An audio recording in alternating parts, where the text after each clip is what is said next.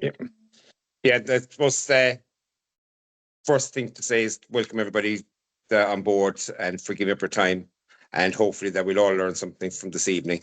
But nobody in this room can overstate how important biosecurity is in the fight against avian flu, and the horror, like nobody needs reminded the horrid consequences of it striking.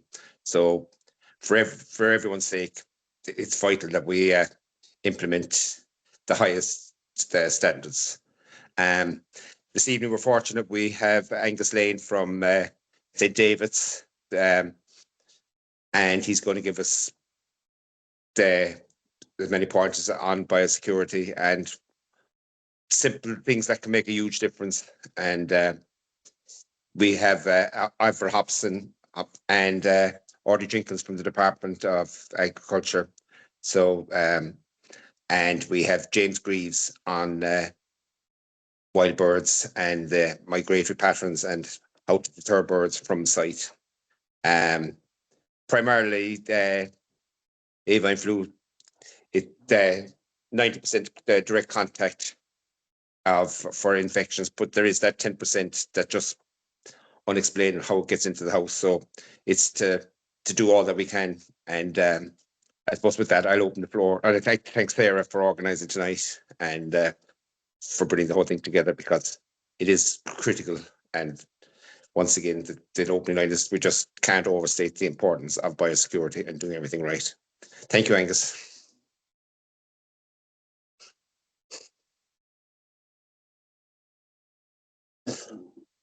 You're just on mute, Angus.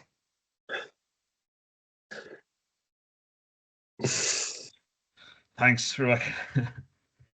Good evening, everybody, and thank you for giving of your time this evening to attend this online event.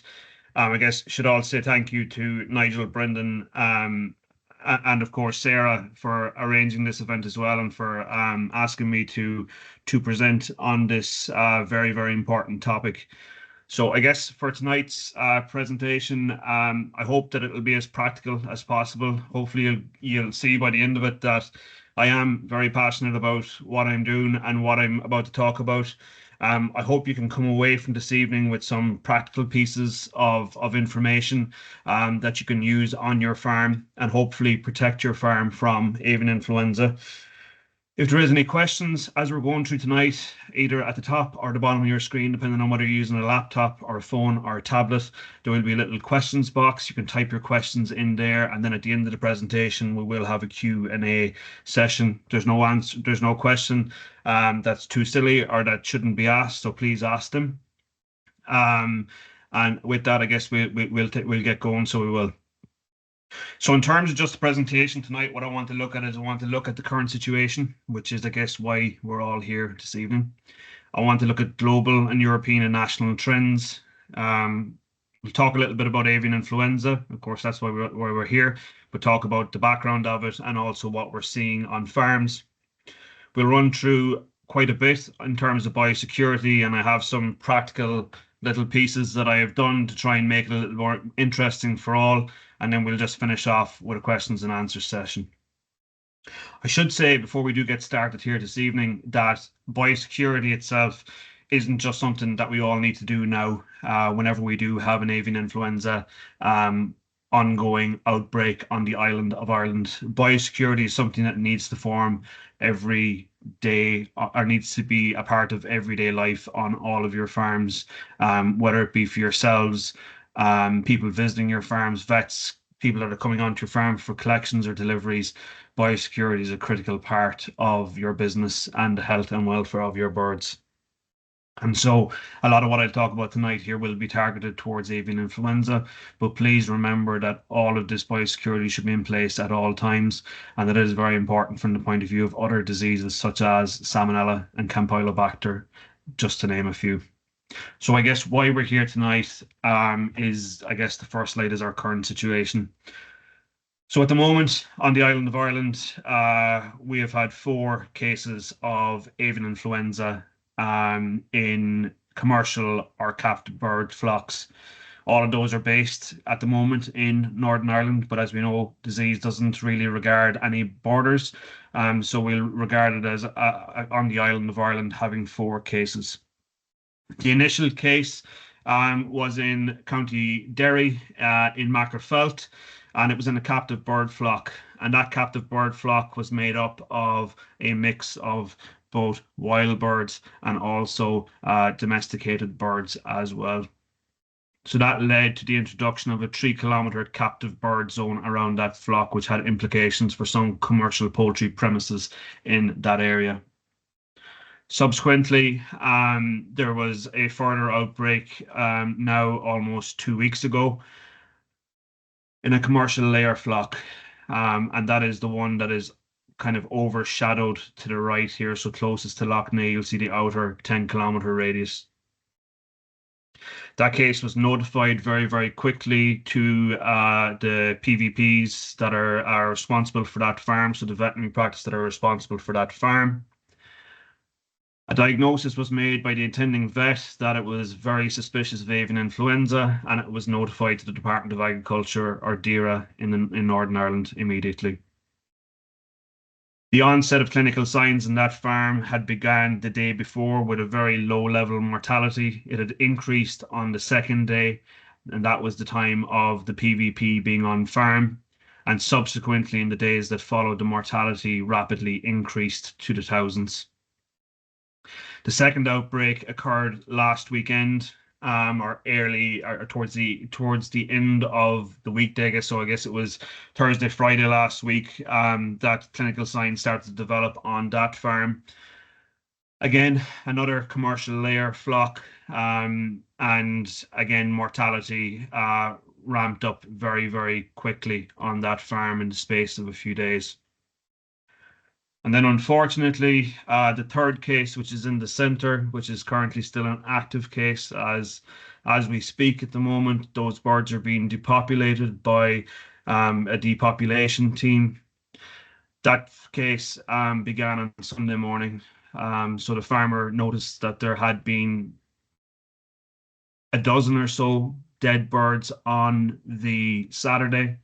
And on Sunday morning, when that farmer entered the house at 7:15 in the morning, there was 140 odd birds dead at that point. At that point, that the department were consulted, they came out, they sampled, and that farm was confirmed positive yesterday afternoon as having avian influenza. By which point, there was over 1,500 birds dead yesterday, and today at the time of depopulation there's very few birds left in that house.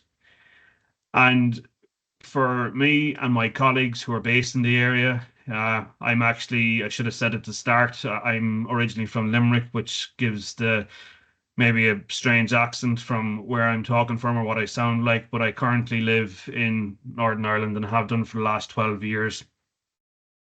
And I'm situated right in the middle of all these zones. I know 2 of the farmers. I know one of them very well. And it's absolutely devastating. And I really hope that you can get from this how serious this is. So this farmer, this time last week, was none the wiser, happily collecting their eggs. Saturday morning, happily collecting his eggs for hatching eggs to go to the hatchery. And on Sunday morning, this is what he's faced with. And fast forward 2 nights later, Tuesday night at 7:30 p.m., the gassing teams are on site.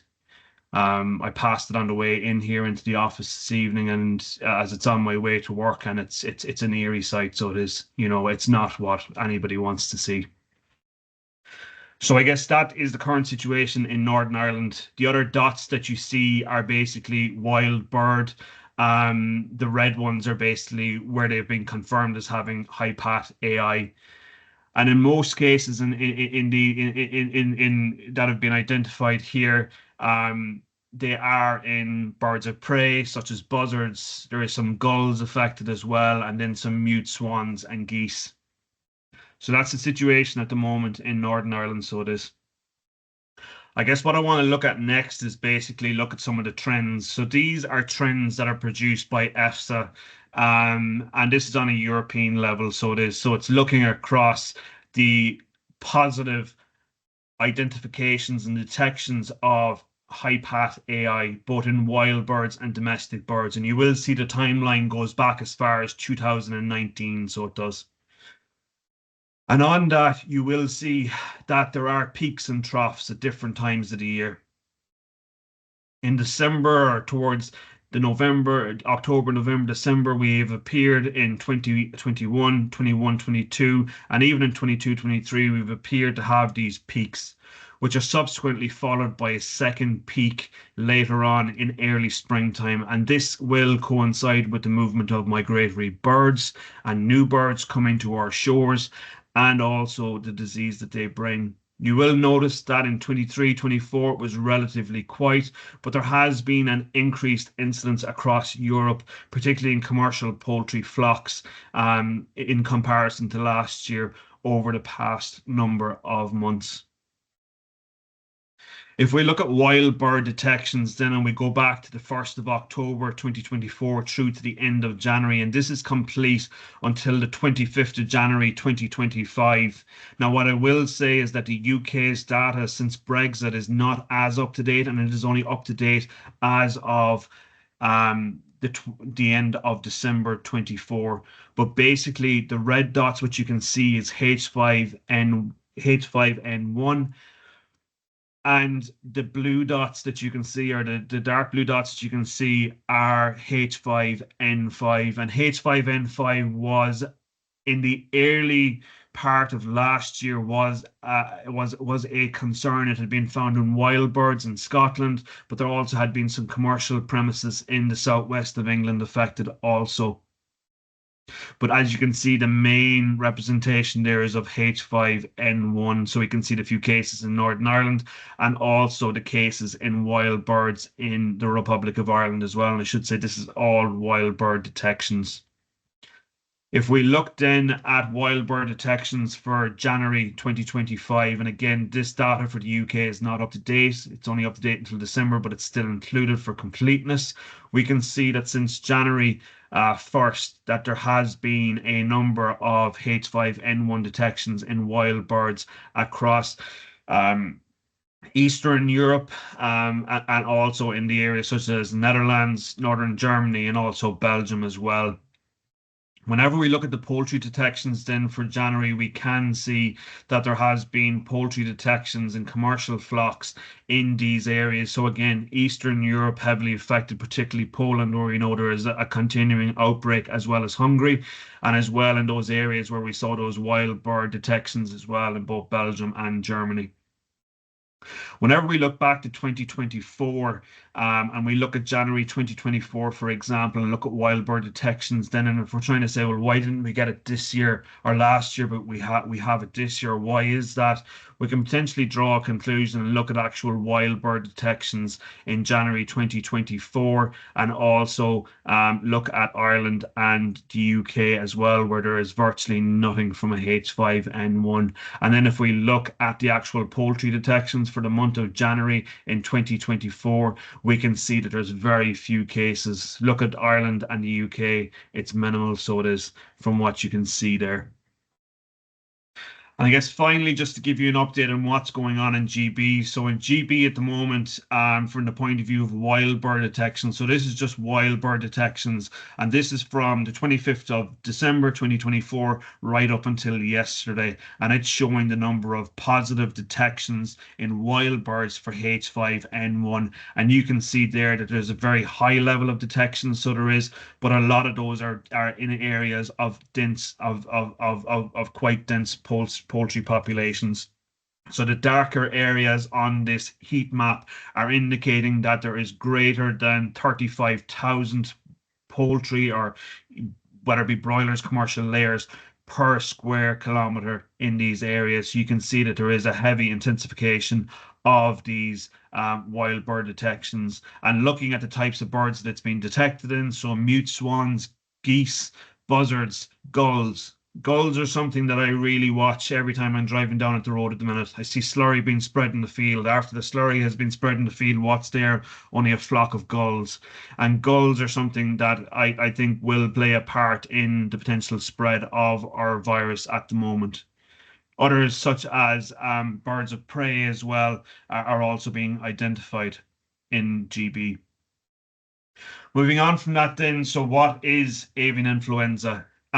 So we know it as an influenza or a flu. It's basically an influenza A. And whenever avian influenza is being discussed, we always talk about a H and an N. And those H and N's are basically proteins on the external surface of the virus that give the virus different attributes. I guess they allow for detection, but they also regulate how pathogenic or how disease causing a potential strain can be.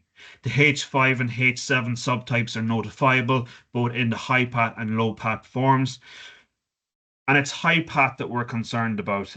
We're concerned about both types, I guess. Not I guess we are, but in terms of at the moment, that's what we're being met with is high path avian influenza, and I'll discuss in a moment what the high path actually means.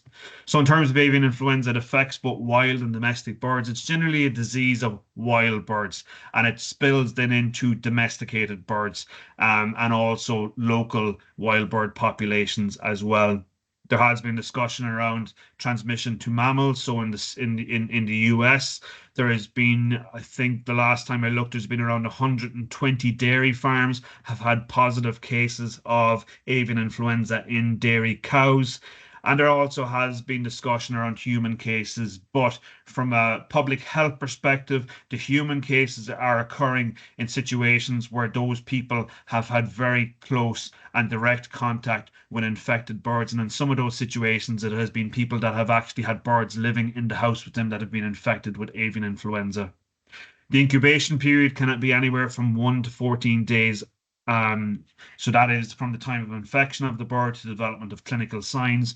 And it should be stressed that even though clinical signs might actually appear today, the shedding of the virus by that infected bird happens not much more before or quite a time before, but in the day preceding or in the hours preceding the onset of clinical signs, that bird will be shedding virus as well. And it also should be stressed as well that the virus itself can survive in fomites being litter, feathers, I guess material from poultry housing for weeks in the current climatic conditions that we have. So that is a cool, moist conditions that we're having at the moment. I guess in terms of the spread of avian influenza will be either through direct contact with infected birds, so a bird coming in contact with an infected bird, or the feces or bodily fluids of those infected birds. Indirect contacts will be through things such as feed or water. So you have an infected bird coming in contact with the feed or passing its feces or bodily fluids onto the feed or water, for example. And also in terms of fomites. So fomites will be things such as footwear, protective clothing, equipment that are not being cleaned and disinfected or specific or not specific to the house or to the poultry site. So whenever we look at it, I did mention that in terms of avian influenza, it's migratory wild birds are what bring it around the world, bring it around the continent of Europe as well. They will then either directly infect the environment around our poultry houses or our poultry sites, which can then indirectly or not indirectly, either directly or indirectly affect those birds in those commercial poultry or backyard flocks. The other way is that it can be a case these migratory birds can infect or to spill over into native wild birds, such as, I guess, our birds of prey and also things such as owls. It can affect those, and they can then further infect commercial poultry, either directly or indirectly. And of course, captive bird flocks and backyard flocks can become infected, which can also spill into commercial poultry flocks as well. So in terms of the high path AI, what is it? It basically means that it's very severe disease, and that is what we see as extremely severe acute disease in most avian species. So what are the symptoms? I guess whenever we're talking about species such as turkeys, commercial layers, broiler breeders, and also in terms of broilers, it'll be a sudden mortality, and it can be upwards to 100%. I guess the very notable things can be things such as drops or sudden drops in egg production, or the change in shells, in that the shells may lose their color. You're used to seeing nice brown eggs and they come out white, or the shell quality is affected, or it's a case that the shape of the shells may be affected. A very obvious onset as well, and this is, I guess, particularly important to both broilers and ducks, is the change in water and feed intakes as well. So broilers are one of those ones that concern me really, because the clinical signs won't be just maybe as obvious as what we see in breeders and commercial layers and turkeys. Um, Having spoke to some people that have experience of broiler cases in GB where they've had high patty eye, it can present as the flock just appearing very inactive and quiet of themselves. It can also appear as if it's almost like a gut health related issue. There will be associated mortality in a lot of those cases, but it may not be in the numbers that we see in broiler breeders and commercial layers, at least initially. And also, feed and water intakes can drop too. Respiratory symptoms can be seen. This was definitely obvious in previous outbreaks in previous years that respiratory symptoms were obvious. Edema and subcutaneous hemorrhage. So this is what we see as this blue discoloration around the face of the birds, and also the bird's legs as well having a blue discoloration. And I have some pictures of that. It may be associated with diarrhea, so loose droppings that are very loose, and of course diarrhea on its own doesn't necessarily mean that it is avian influenza, but it is just one of those things to bear in mind. Neurological signs such as birds displaying tremors, twisted heads, they can also be seen, and then also that change in behavior, like I mentioned, birds that are not as active. You walk into the house and the birds aren't moving around. Now, if it's a case your ventilation is wrong or your house is too hot and the birds are just too warm to move, then that's a different kettle of fish. But if everything is normal, but you have this eerie inactiveness in your birds, it can be definitely a very clear indication that something is wrong in the birds as well. What needs to be stressed as well is that this is a highly, highly contagious virus, and it's a very small infectious dose that's required. So it's not a case that you have a flock of 1,000 birds and 10 of them need to be infected before it gets in. You just need one infectious dose, which is a minuscule amount of virus to infect one bird, and that one bird will infect the entire house in a matter of hours to days. So it will. So it's not a case that a bit of luck will get you by. It is taken as many preventative measures as you possibly can. I guess the picture on the left-hand side is actually from one of the cases, the first case of commercial layers in Northern Ireland. This is a picture taken by my colleague when she was out doing the postmortems.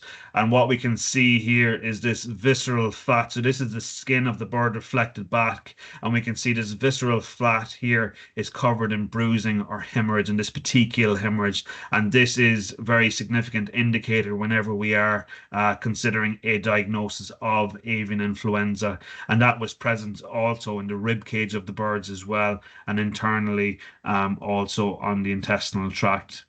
On the right hand side is another picture that has been given to me by a colleague of mine in GB, and this was a case that she had in broilers, so Ross 308 birds, that presented as initially what looked like a severe case of coccidiosis, inactivity, a rise in mortality. And on investigation, it was obvious that you had this bruising or discoloration of the feet, as you can see here as well. And this case was confirmed as high patty eye.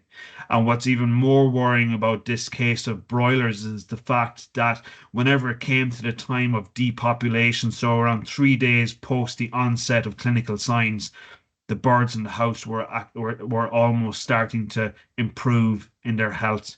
Perhaps it was just a surge before a further onset of death, but it was a very worrying sign that these birds were appearing to come back to normality.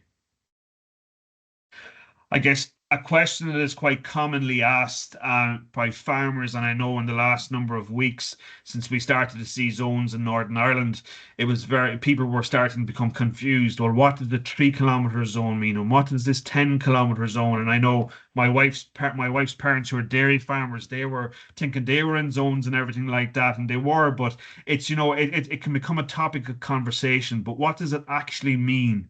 So the 3 kilometre zone and the 10 kilometre zone are put in place through European legislation for control of disease. And that will be put in place by, whether it's in the Republic of Ireland, DAFM, or Northern Ireland, it'll be DERA. on identification of a Class A infectious disease. So that will be in poultry, avian influenza, or even Newcastle's disease. But in this situation, it's avian influenza. So around the infected premises, there is a 3 kilometer radius put in place. And that 3 kilometer radius is known as the protection zone. A further 10 kilometer radius, I guess, which is from three to 10, so a 7 kilometer radius outside of that area that's put in place is known as the surveillance zone. And there are restrictions placed on all poultry holdings, backyard flocks backyard flocks, I should say, within those zones. So those zones are legislated, they're legal, and there are activities that through the implementation of these zones become illegal. And so that's very important to bear in mind. So it is. So what is it? What are the restrictions that are placed on these flocks? And this is just very generally looking at the declarations that are produced by the Department of Agriculture whenever there is a positive case put in place. A lot of it is stuff that should be going on at all times, but it makes it legal, so it does. So visitor books. You all have visitor books on your farm.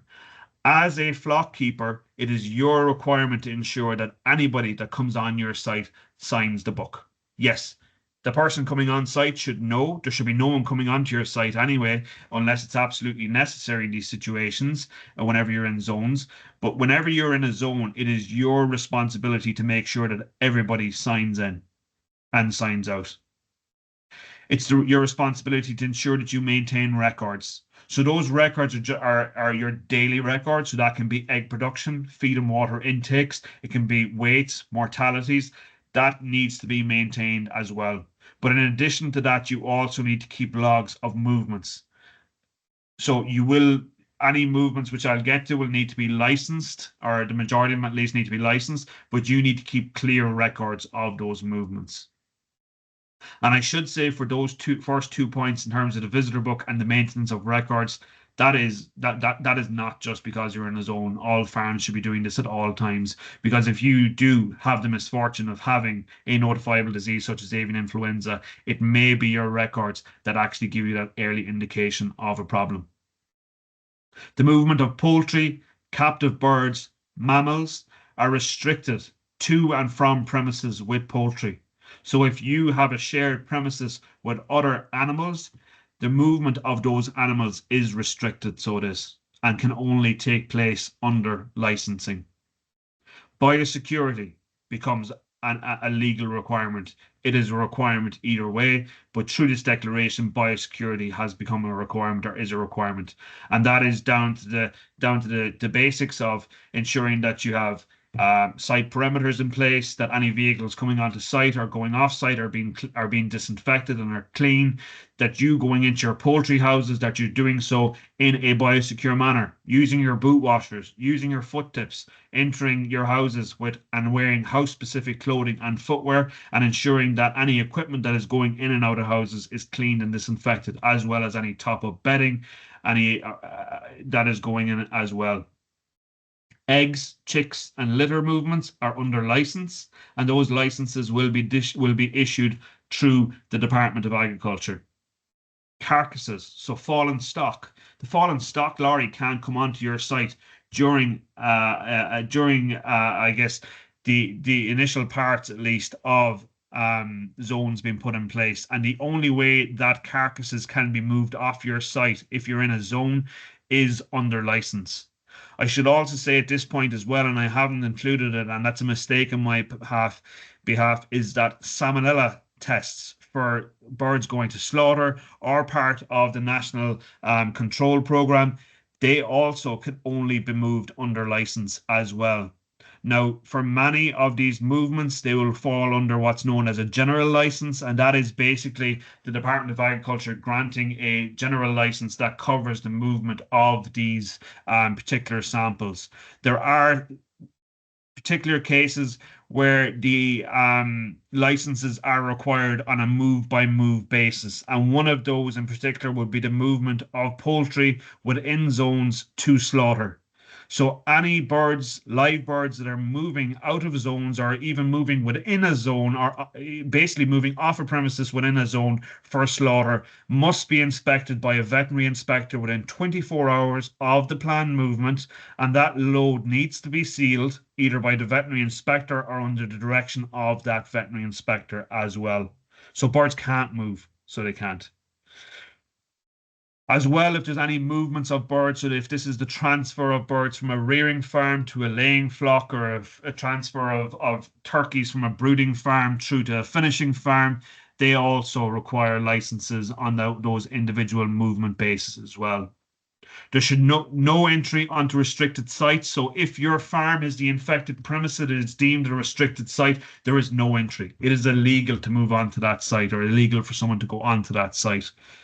And then cleansing and disinfection. So vehicles that have been in zones or on premises within the zones should be cleaned and disinfected when they leave those zones. And I should say that whenever I talk about the licenses are basically allowing a movement or allowing something, an activity to occur in a situation where that movement or activity is illegal through this declaration.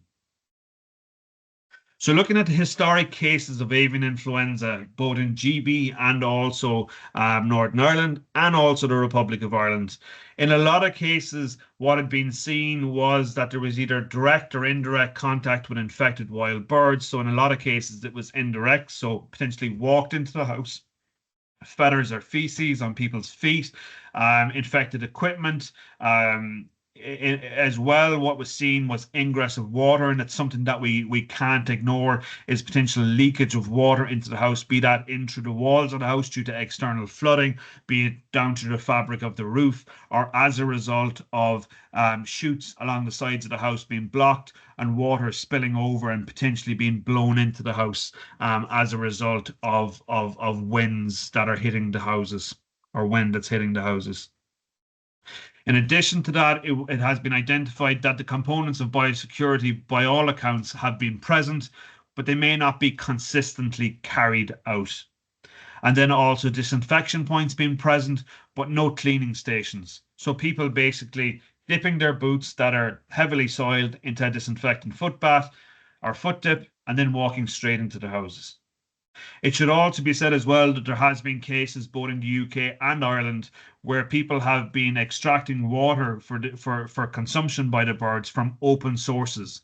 So be that the tanks that they're storing the water in on site have open tops where birds are potentially passing their feces or bodily fluids into, or that the water is being taken from rivers or lakes and is not being treated appropriately before the birds are drinking it. And that can lead to infective doses of virus being ingested by the birds as a result of water intakes.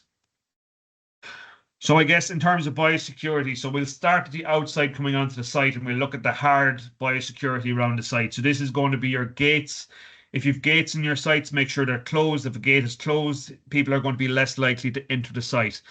In most cases, if someone doesn't need to drive onto the poultry site, they should be parking off site, so they should. For those that are entering onto the poultry site, make sure there is a cleaning and disinfection point. So as you can see here, this is an automatic sprayer, but you don't need to have an automatic sprayer of disinfectant. Just spray the vehicles with a hand sprayer, or in some cases, people have come up with hoses connected to dosatrons and are spraying it on with a lance or something like that. But again, the disinfection is important, and I will come back to that later in the presentation. I should say disinfection is important, but also the cleanliness of the vehicles coming onto site is important.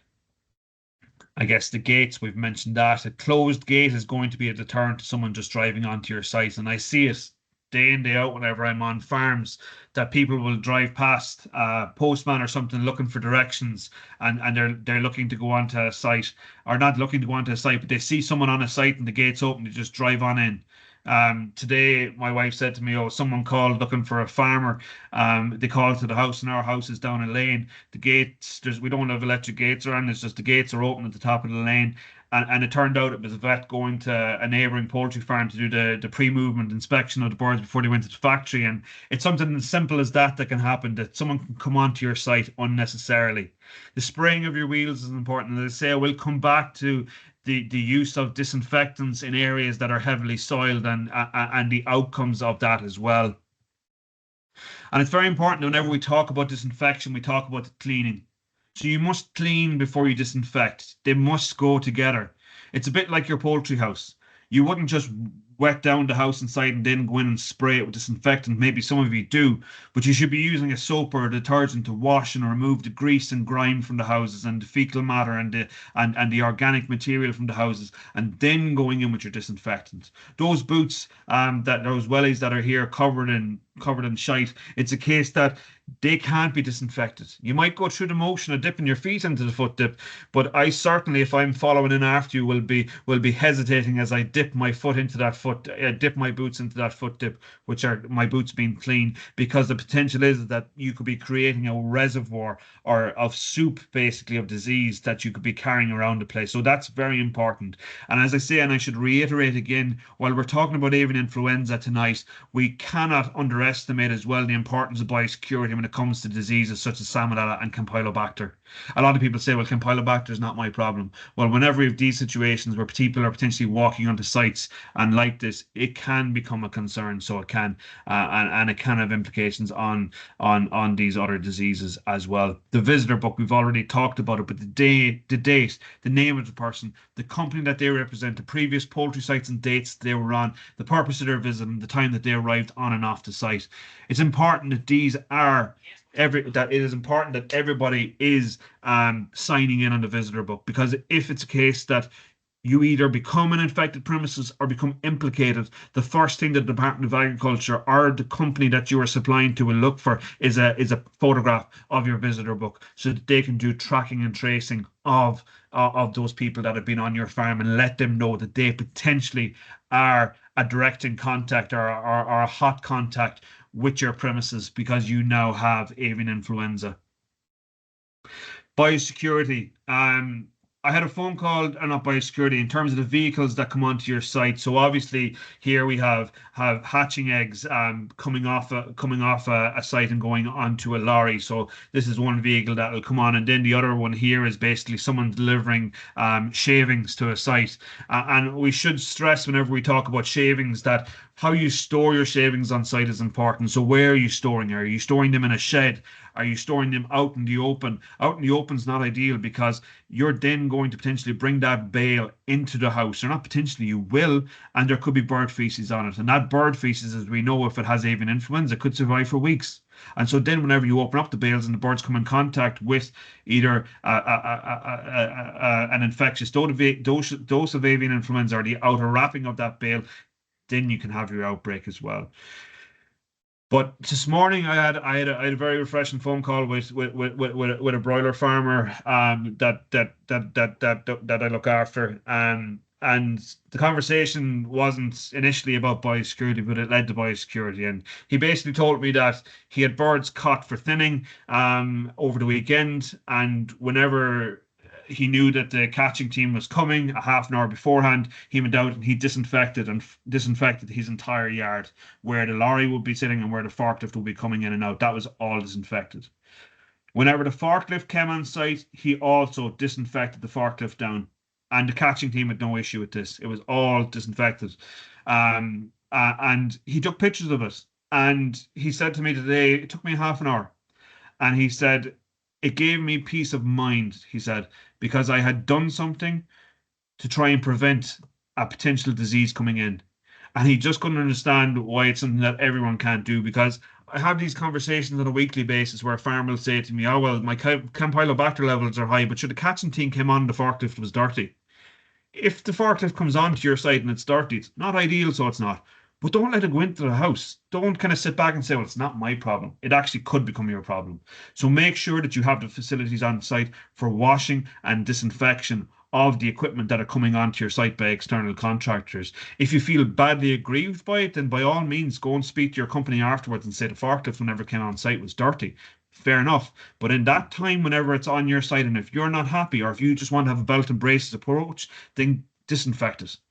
And for some companies, it is their policy that they wash and disinfect whenever it arrives on farm, and they also do the same whenever it's leaving as well. And that is a good policy to have. Entering the poultry house, then obviously you can't disinfect dirt. So washing those boots like you see on the right-hand side and then dipping them into the disinfectant foot bath as we see on the left-hand side. Making sure that disinfectant foot bath is changed regularly. So I would recommend at least a minimum of 3 times per week or more frequently if it becomes contaminated with organic matter or becomes dirty. If it's the case your catching team comes on site this morning and they're in and out of the houses or whatever it may be, and your foot dip is dirty, even though you replenished it this morning, as soon as they're leaving or in the middle of a catch, don't be afraid to change it. It's not a case of, sure, I changed it this morning, not you to change it again till Wednesday or whatever it may be. Change it as frequently as necessary and make sure that you are using the correct concentration of disinfectant. Don't guess.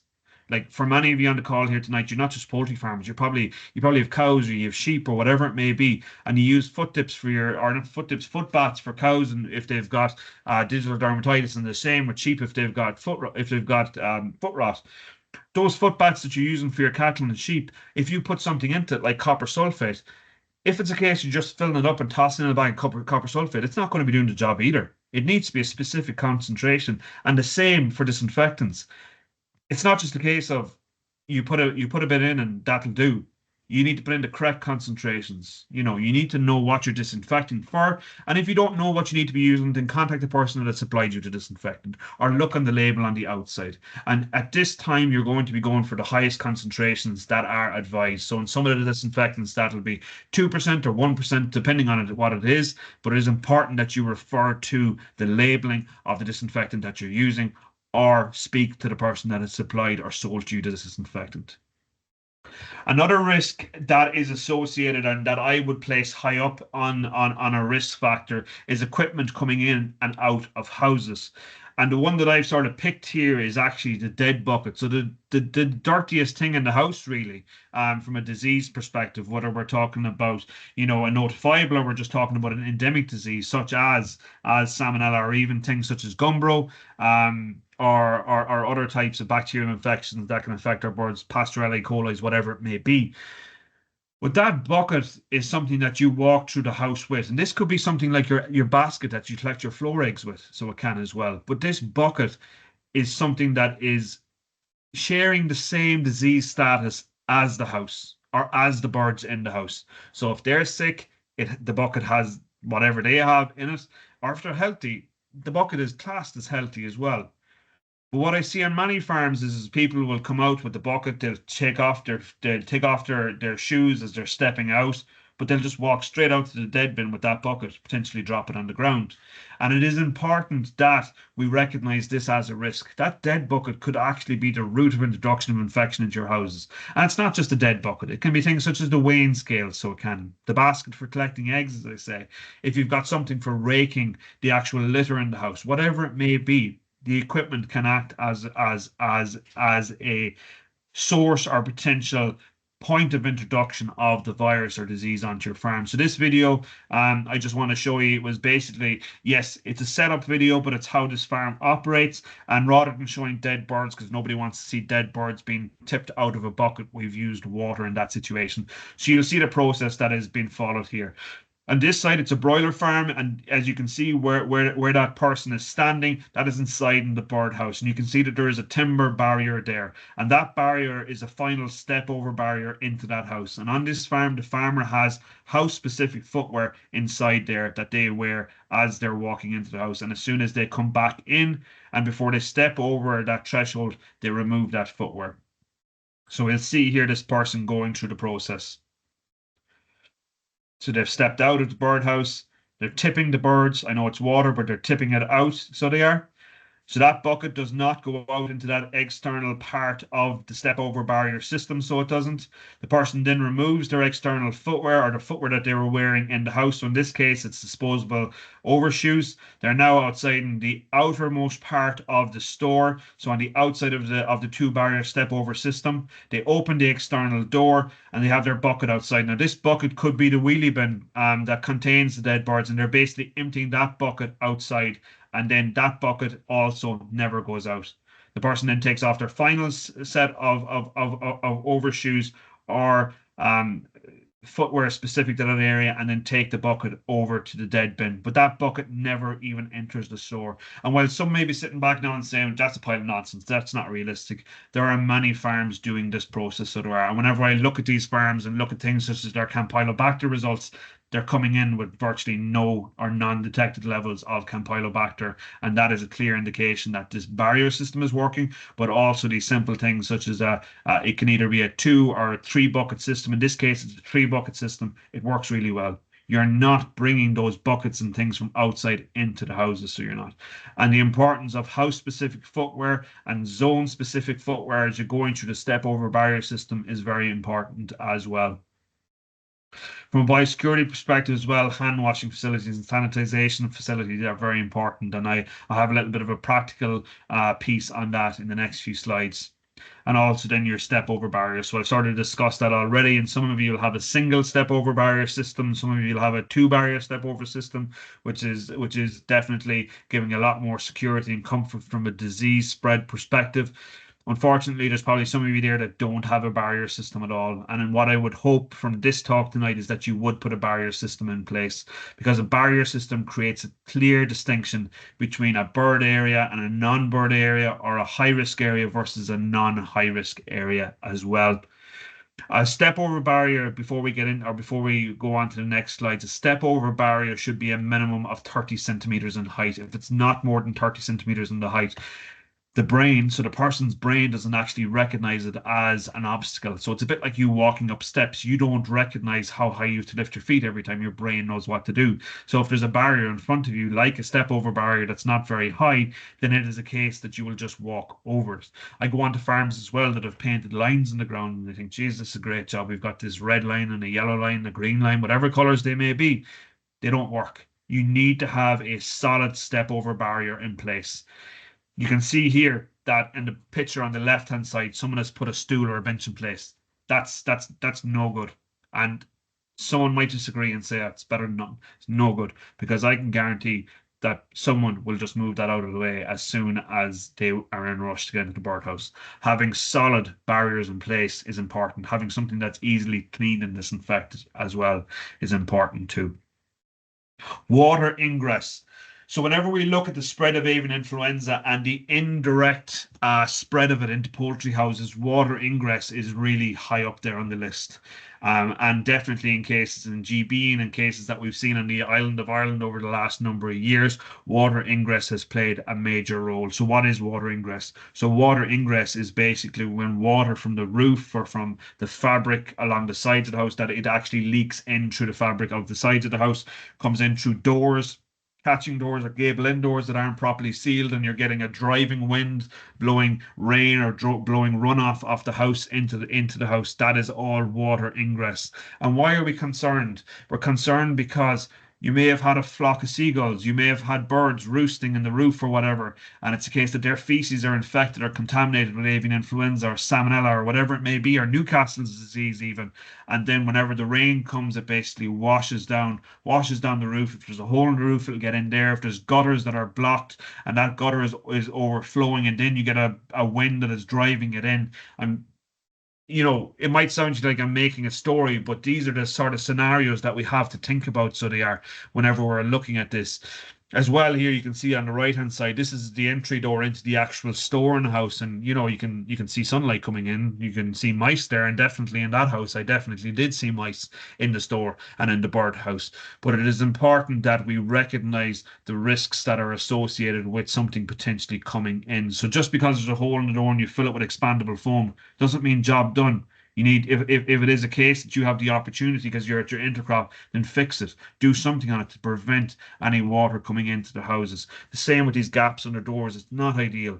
Not ideal at all. So it's not to have this. So it's not. Dog. This picture is of a farm that I've visited quite regularly. And this dog was in the store. And this obviously is an absolute biosecurity risk. It's gone over the first barrier of the step over barrier system, and is in the kind of the halfway house before going into the final part of the step over barrier. As you can see, it hasn't changed his feet, footwear or anything. But pets cats, dogs, as much as I like them, they have no place in a poultry farm. They do represent quite a significant risk to your poultry business as well. Who's to say this dog wasn't rolling around in a field where there was a dead bird or there was a dead animal that had potentially avian influenza or salmonella, whatever it may be. Biosecurity from a vermin perspective. So, we can all say, well, sure, we can't stop them coming into the house. I think if we take the attitude that we can't control vermin populations, then we're losing already, so we are. So it's a case of ensuring that you are externally around your houses, making sure that you're clearing vegetation, that you're removing rubble and rubbish and areas that these vermin can hide in, that you're ensuring that your bait points have been done correctly. And if it's a case that you're not uh, going to be reliable, that you don't have the time to do it, then get an external company to come in. And I know there's probably people saying they're all the external companies, they're no good. But if you have someone that's coming in and it's responsible and you engage with that person every time they come on site to say, well, what are things like today? How are his activity? Engage with them. If you see vermin activity, you need to be getting back onto them saying, look, this isn't on. I have mice crawling all over the place, rats crawling all over the place. We need to get on top of this. The other important thing is as well is that whenever you clear out your houses that an intercrop and the houses are empty, that's your time. That is your time to get on top of your vermin control because the raw materials that they were feasting on, like the feed and so on, they're gone. So get your vermin control up to spec at that point as well. The importance of vermin in terms of avian influenza spread has been clearly documented. Particularly in GB, it was clearly documented, but also in terms of the spread of salmonella as well. My heart will be in my mouth whenever I go into houses and I see mice crawling around and thinking, what are we going to get here next? Whether it be avian influenza or salmonella, and they are real concerns. So they are. It's not just exaggerating or anything like that. So just as we're coming towards kind of the end, there's a few case studies I want to run by, and hopefully everybody is still awake and hasn't fallen asleep or anything like that at this point. And these case studies are ones that I've done myself with the support of St. David's, because they allow me to do these things in the background from time to time. But I want to bring practical pieces of information to you, and I apologize for the first one if some of you have seen it at a previous talk that I've given. But for those of you that haven't, I just want you to be aware of it. So the first case study that I'm going to present, Sarah, your hands up. Sorry, Angus, just very quickly while you are coming towards the end, I just want to invite people and remind people to utilise either the chat or the Q&A if you've got any questions for Angus, or indeed if you've got some questions that you want to direct towards either Avril or Audrey, who will be part of the Q&A panel, or James Greaves, or indeed Rebecca Tierney as well. And then Nigel and Brendan will also be part of that. So there's a Q&A option there. You can click it, pop in any questions that you have, and there's also the option to make it anonymous if you prefer to do that. So I see there's a couple of them in there already, but yeah, feel free to engage in that, because that's the best way to get the most out of the Q&A session after this very, very detailed presentation. So thank you, Angus. Sorry for interrupting. Not at all. So the first case study I want to look at is I basically, what I'm trying to do here is I'm trying to show the benefit of making sure something is clean before you disinfect it. And for this, I chose my car. So we know our roads are dirty, but I wanted to prove a point that basically washing is critical to a disinfection process. So in the week that came, I'd driven around 1,000 kilometers. So I'd been from the north down to West Cork to Waterford and back up to Limerick. And whenever I got back up north, I decided, I'm going to do this and see what happens. So I had the thought in my head, if a vehicle comes onto your site, feed delivery lorry, you drive onto your site and you go through the process of spraying it with disinfectant. And after you spray the disinfectant, you then drive onto the site. So I kind of said that, by the time they get the wheels sprayed, the wheel arch is sprayed, and the trim around the car is sprayed, whatever they're spraying, it's around 3 minutes, and then they drive onto the site. So how beneficial is that? And what is the benefits of it? So what I did was I swabbed my car dry. So on the left-hand side here, before I sprayed any disinfectant on, I swabbed my car. So a defined area, it was roughly 5 centimeters by 5 centimeters, so 25 centimeters square. I then sprayed the car with disinfectant. So what I used was 2% Intercid, which is a combination of a glutaraldehyde and formaldehyde disinfectant. Sprayed it on and gave it 3 minutes because it said if I was driving onto the site, 3 minutes would be my time. And then I took another swab, 5 centimeter by 5 centimeter area. The next thing I did was I went and got my car washed. And I came back and I took another swab of that area, just with the car washed. And then the final thing I did was I sprayed my car with the disinfectant again, the 2% Intercid, and I swabbed it. You guessed it. And what were the results? Well, to show you some, we have here basically pre and post. So the pre one here is basically me swabbing the car dry before we put any disinfectant on it. So swabbing a dirty car. The next thing on the right-hand side is me swabbing my car that had been disinfected, so dirty and disinfected. And while you may not be familiar with what's in front of you, what you have here is basically medium for growing bacteria. And basically what that medium is showing us, all these dots and these areas of color changes, is basically bacterial growth. And you would be quite right in looking at this and thinking this doesn't make sense, because the one that was disinfected, dirty, is actually showing a higher level of bacteria than the actual dirty, dry car. And that is what the outcome was that spraying the disinfectant onto dirt, at least for that short 3-minute contact time, actually tended to bring more bacteria to the surface and externalize them than actually the dirty car. Now, neither of the two situations are ideal because they both are a contamination risk to a poultry farm. But let's see what the outcome was whenever I swabbed the car clean and then swabbed the car after cleaning and disinfection. So I should say before I go any further that we did incubate these samples at 22 and 37 degrees Celsius. And if you get water samples tested yourselves for board BIA, you will notice that you have a 22 and a 37 too. And the 22 degrees is basically a lower temperature, and it's generally bacteria that are environmental. So bacteria that may or may not survive in a animal or a human, so a warm-blooded animal. The 37 degrees is basically the temperature that is going to favor bacterial growth of bacteria that can live in an animal that could potentially cause disease. And so that's why I've looked at the two of them. So the TVC is total viable counts. That's looking at all bacteria, and the coliforms is things such as E. coli, Salmonella, Pasteurellas, and so on that live in the guts generally of animals and people. So what you can see here is pre-disinfection, post-disinfection, and that's of a dirty car. And then we had the clean pre-disinfection and the clean post-disinfection. And what you can basically see here from this slide is that, number one, disinfecting the dirty car has actually given us a much higher result. So it has. So it's almost it's over twice as high as the dirty car without the disinfection. But what you can see is by cleaning the car and having a clean car, it has led to almost a negligible amount of bacteria in comparison to what we had in the dirty car. And additionally, then whenever we look at the fourth one, which is the clean car post-disinfection, and you might say, well, geez, that disinfection is shite, it didn't work. Well, in actual fact, the disinfection only had 3 minutes contact time. So there has been a reduction, and most disinfectants will have anywhere from a 30-minute to a 2-hour contact time for them to achieve what they're meant to do. And the main outcome and the main message that I can give you from this is that dirt cannot be disinfected.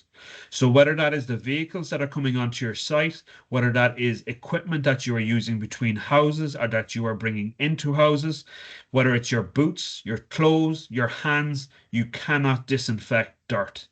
And please, if it's one thing I ask you all, is that you clean. You clean before you disinfect. Don't do just cleaning. Don't do just disinfecting. Clean and disinfect. Don't disinfect a dirty surface. It's a waste of time.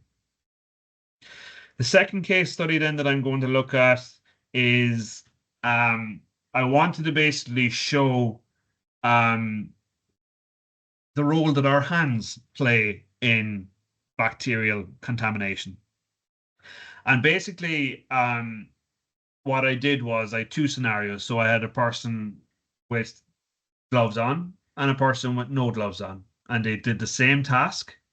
And then we washed the hands, we washed the gloves, we removed the gloves, and then we washed and sanitized the hands, and those were outcomes. And I should say the first one you can see here is a gloved hand, and this is a gloved hand after the person had carried out an activity or a task. We swabbed the gloves beforehand. I should say that as well. I haven't put that on here. We swabbed the gloves beforehand and there was no growth, there was no bacteria. But what we can see here is that we have 3 plates, so 3 different medium plates. So we have blood agar, which will grow most types of bacteria. We have MacConkey, which favors basically gram-negative bacteria, which is generally coliforms. And we also have a Ka plate, which is for enterococcus. And enterococcus is something that the broiler farmers, at least on the call, will be very familiar with. So what you can see here is that we've heavy contamination. So that's a gloved hand, dirty. That's what we sort of expected. The second one is basically we washed the gloves. So we washed the gloves. And after 20 seconds of washing, so washing with soap, we still had some bacterial contamination. So you can see that here. So we have some on the blood agar and we have some on the K on the MacConkey as well. There's been a significant reduction. So this is where we were. This is where we went to. So it has had a role to play. But where the significant outcome was, and I guess we'll look at the washed hands first.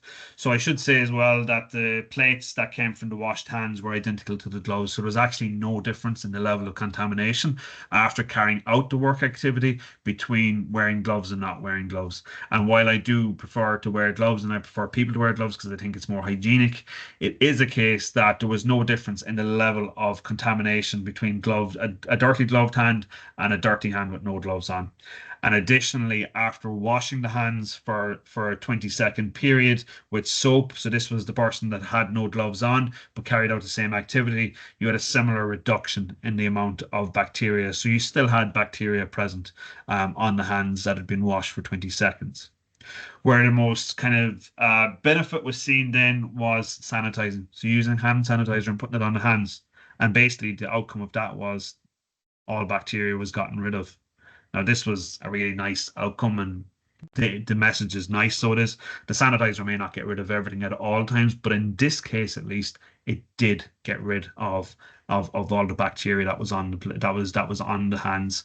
And so the messaging there is that while a lot of you may not have hand washing facilities on site, it is something that you should be considering.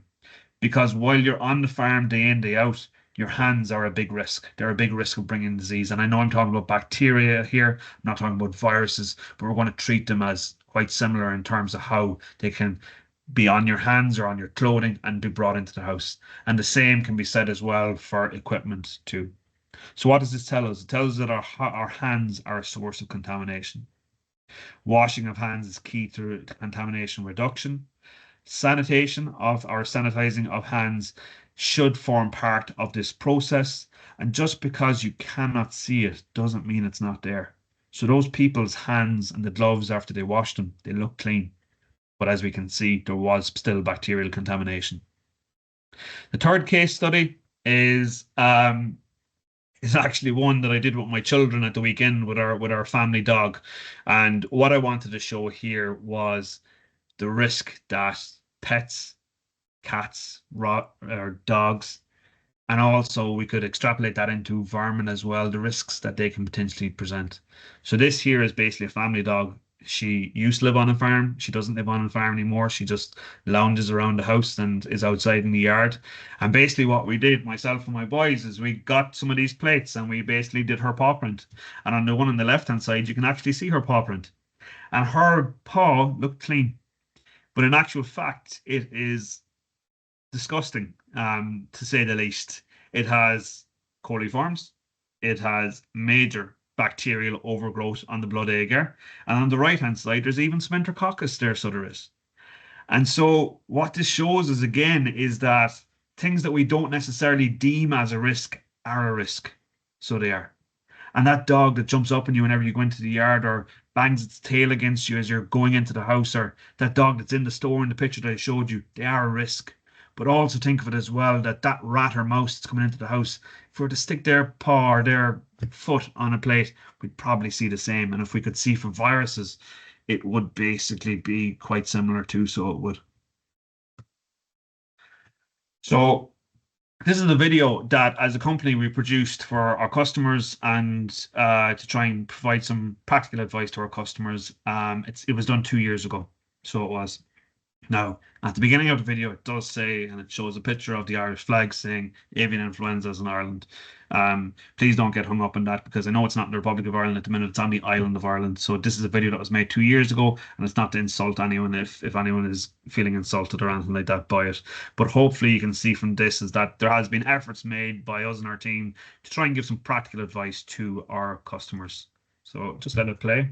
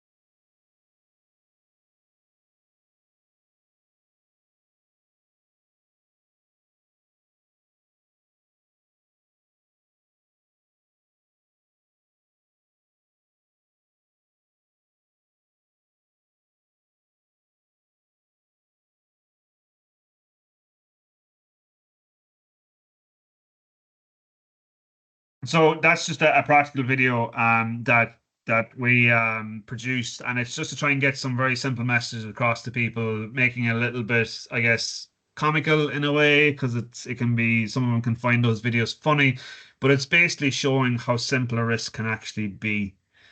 And as we're coming towards the end of the presentation then as well, it's very important that people are aware of, I guess, their role in avian influenza. So we've talked about that this evening, but also the importance of the Department of Agriculture and their role in avian influenza as well. If you suspect avian influenza in your flock, speak to your PVP, so your poultry vet. But also they should, or you should, depending on what way it works within your company that you're supplying to, be then reporting through to the Department of Agriculture if there is a suspect. In addition to that, if you notice any wild or sick birds, there is a hotline that's there in place, so there is. And there also is different stakeholder groups through the NDCC. The link I have on this at the moment, but I will put the link up in the chat so that if you do have any questions or concerns, if you have, spoken to your PVP, if you have a concern that it's reported true, if there's a suspected case, then that's the route to go there, or to your local DVO. You can all speak to them. And then if there's any further questions, then there is an email address. And again, apologies, I don't have it in the slide I hadn't included, but I will put it on in the chat for you all to see. So I will.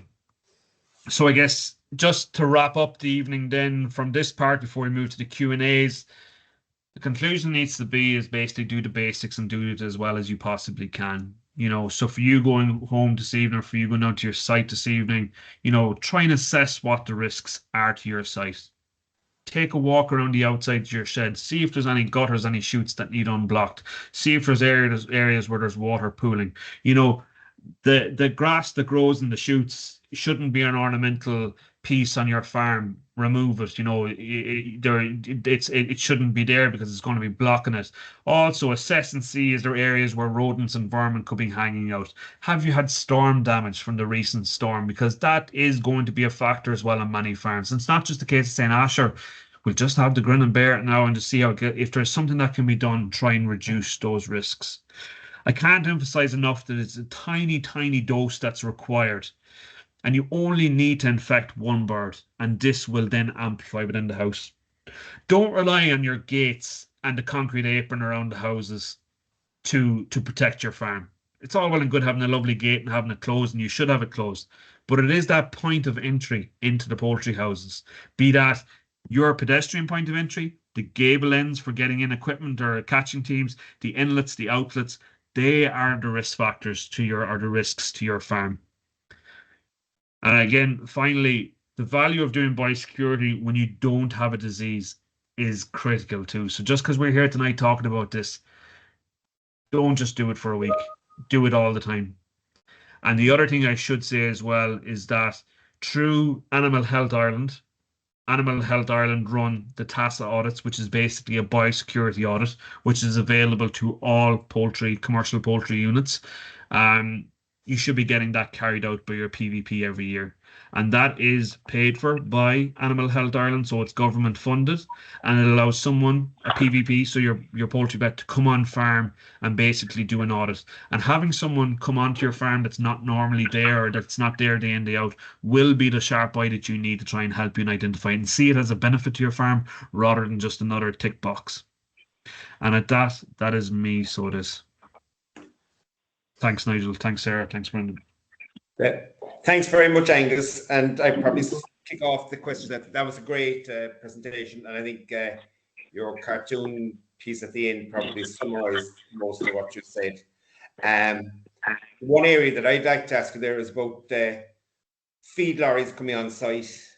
Should we be washing them, or is it sufficient just to spray them, or the trouble with runoff from washing them? And I suppose the other thing that is probably prevalent here, I've had a number of phone calls on it, is processors sending feed in 5 and 6 ton lots. I think we should all be trying to get full loads on site. That minimises the risk of travelling from site to site. It also minimises the amount of visits to the sites. But the first question I'd ask you is on washing of feed lorries. Should we be washing them, or should we just disinfect? So your first question, Nigel, about the lorry coming onto your farm. I would urge all feed companies that they should be making sure that their lorries are washed as regularly as necessary. You know, there's nothing worse than seeing dirty feed lorries traipsing down the road, so there isn't. It should be disinfected. Yes, if you wanted to go all out, you'd have a washing facility and disinfection facility, and that's what they've shown to be of most benefit, but that's not practical on all farms. So it is going to be, the disinfection is going to be your point. That is going to be, I guess, your best approach in those situations. But the lorry being clean. If the lorry's coming on site dirty, you know, if it's owned by the company that you're supplying to or whatever, or even if it's just the company that's supplying the feed, get on to them, pick up the phone and say, look, that lorry come on site and it was a bloody disgrace. So it was. Yeah, well, it's just an issue with, like, you know, a lot of our feed is coming from either Longford or from Northern Ireland at the moment. Yeah, and the roads are dirty. The roads are dirty. Yeah, the roads are dirty. But the other issue then is on the setup. That'd be a major worry for broiler. When you're setting up the house, taking in the initial bedding, taking machinery in to spread the bedding, you know, that whole area risk. How do we mitigate for that? Yeah, so that is a big risk as well. So it's a case of, like, what, from my perspective, whenever a house is disinfected, it's at that point, at least for people that are walking into the houses, it should be step over barriers from that point. Now, I do appreciate that the houses have to be set up, bedding put in, feed put in and everything. In an ideal world, if you had the potential, what you would do is you would take your feed from the auger that's coming into the house within the house, rather than going in and out and taking it from the one bin, which I appreciate a lot of people will take from the one bin. And the other thing is that in terms of bedding, placing the bedding into the houses on its pallets, and then basically are offloading it off the pallet into the house, and then filling up the dispensers, whatever, or putting it out, the 80 dispensers. What I will say is that bedding material that is arriving on farm must be wrapped. It must be covered in cling film, and that cling film shouldn't be broken down.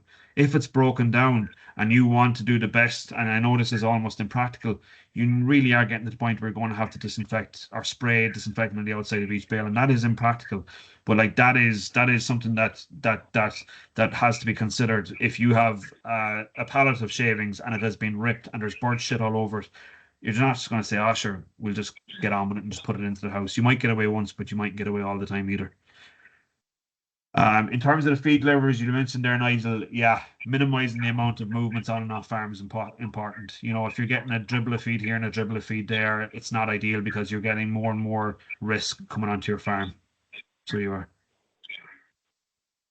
Do you want to read out some of the other questions online there, Sarah? Yeah, absolutely. Just before I do that, I just want to again thank Rebecca, Audrey and Avril for agreeing to come on as part of the Q&A with us. And we also have James Greaves who's dialed in on the phone. So James, if you wouldn't mind just trying to speak there so I can just double check that we can all hear you before I kick off the Q&A. Yeah. That's great. Can you hear me, Sarah? Yeah. And James, while you do have the floor there, I might just ask you to just give a little introduction to yourself, just so people know who you are, James. I suppose I won't do it justice. A lot of people in South of Ireland know I used to grow boilers for Cap Gwyn. I worked abroad for a bit. Now I do a lot of work for Shannon Vale Foods. I also have a huge interest in wild birds. I hunt quite a bit, so I watch that kind of stuff a lot. And I did work with a company in Cappoquin for about 10 years where we did a huge amount of work on wild bird control, right up to doing stuff on the gas rigs in Kinsale and all the major airports in the country, including Baldonnel. So I've got a bit of an insight on how we control and what we can do with wild birds and some of their migration patterns as well. So vast insight there and experience, James. So we'll definitely touch into that there in a second. And then Avril and Audrey, please, if you wouldn't mind just introducing yourselves as well, just so that everyone knows what important roles you both play. Oh, thanks, Sarah.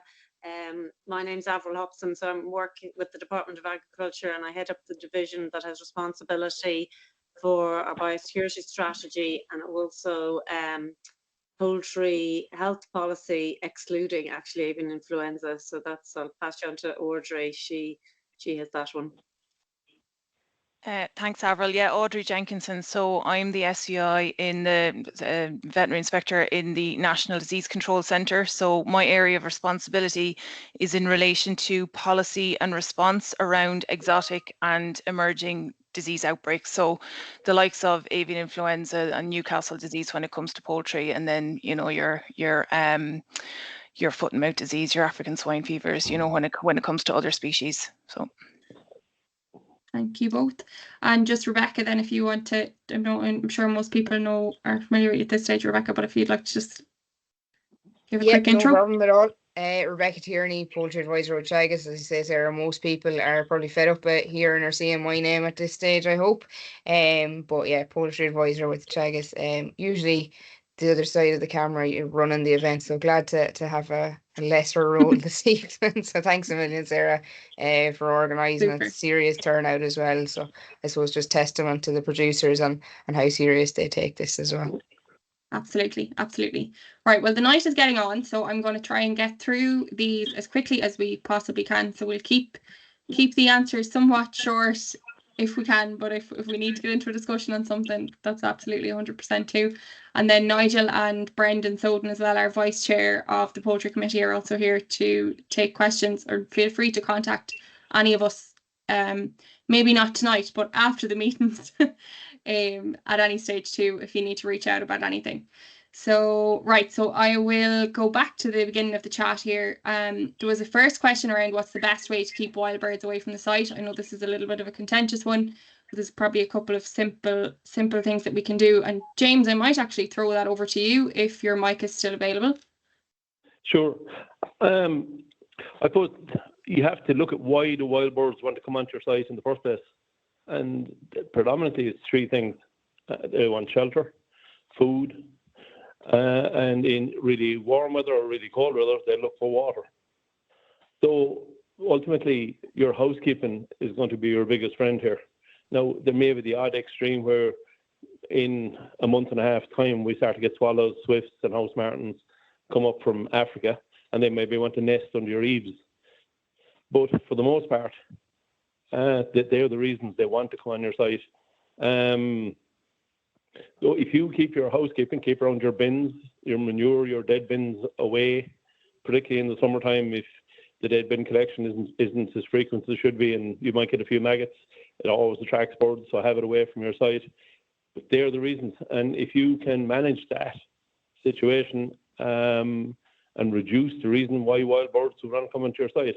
That said, we have a vast amount of crows in Ireland, far, far more than any other Western European country.